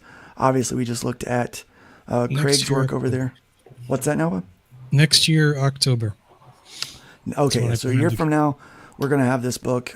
Looking forward to it. I can't wait. And then we've got, don't forget, Soul Tack issue 4. Arise is on its way. Also, you want to make sure you're checking out Pedro's new work, Holy crap, Waifus look at and that. Kaijus. Yeah. And we are working on putting an arrow in that book. Oh, yeah. So, yeah, Really so we just got to, Randy, we got to meet with Pedro and Ginge just to clarify a couple things. But yeah, so this is another great book. James has a couple of questions, and that's it. Like, I definitely want this to be an arrow book. And guys, this is like one of the last few pages of the prologue. We're planning on offering it to the signees. We're launching 200 signees, and we're at 90 right now. So spread the word. If you haven't signed up, sign up. You're gonna get the prologue as its own book for all the signups of the main. Look, he got split in twain. Yeah. Wow, right up the middle. And we got a dog from nuts to neck. Yeah. Right there. That's great stuff. So It yeah, sounded definitely like we got cut in half. check that. We'll be waiting for that book. Can't wait for that one to come out. Thank you guys for taking a look at Hatch today, and adding a little bit, wrapping a little bacon on that thing. Yeah. 11 backers today. We brought it up over $500. Thanks, You guys everybody. are amazing. Very we do cool. appreciate you so much. Yeah. Spread the word about this. I think that you guys are going to enjoy this. Yeah, dude. Glenn does such a good job on the books he puts together.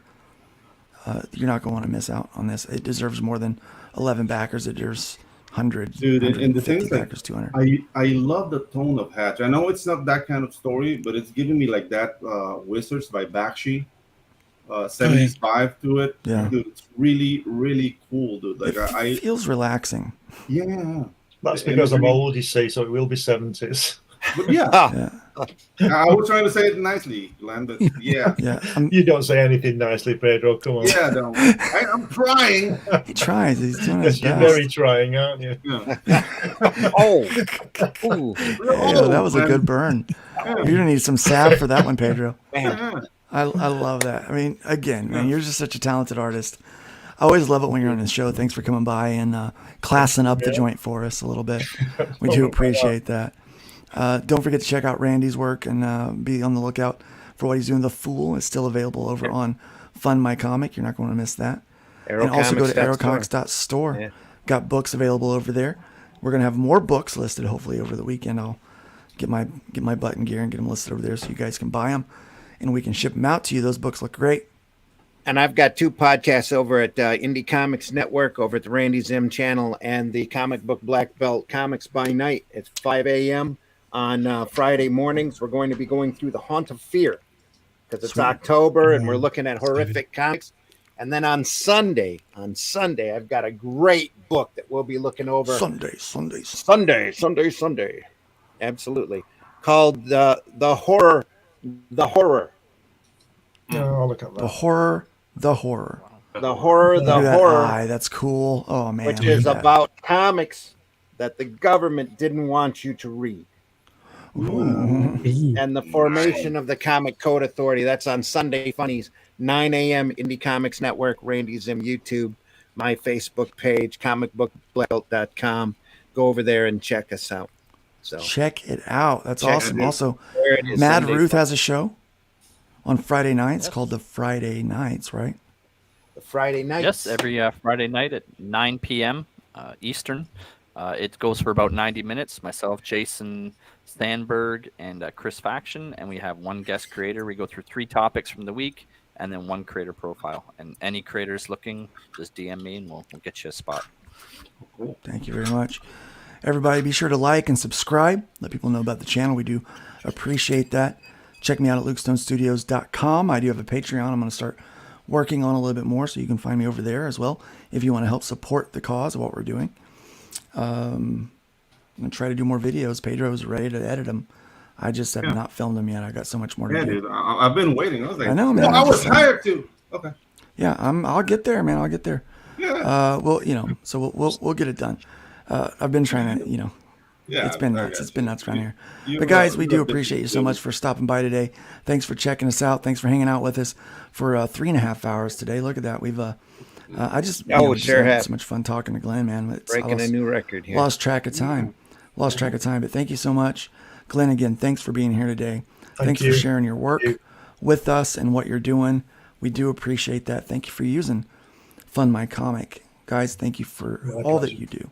Remember, it is so easy to tear down. There's so many people out there making a living on YouTube, tearing things to pieces and saying why things suck. Let's try to find some good things and highlight the good things people are doing. Let's build up more than we tear down. Leave that wood pile higher than you found it, and you know what's coming. Let's be careful out there. See you, everybody. Let's be careful out there. Let's be careful out there.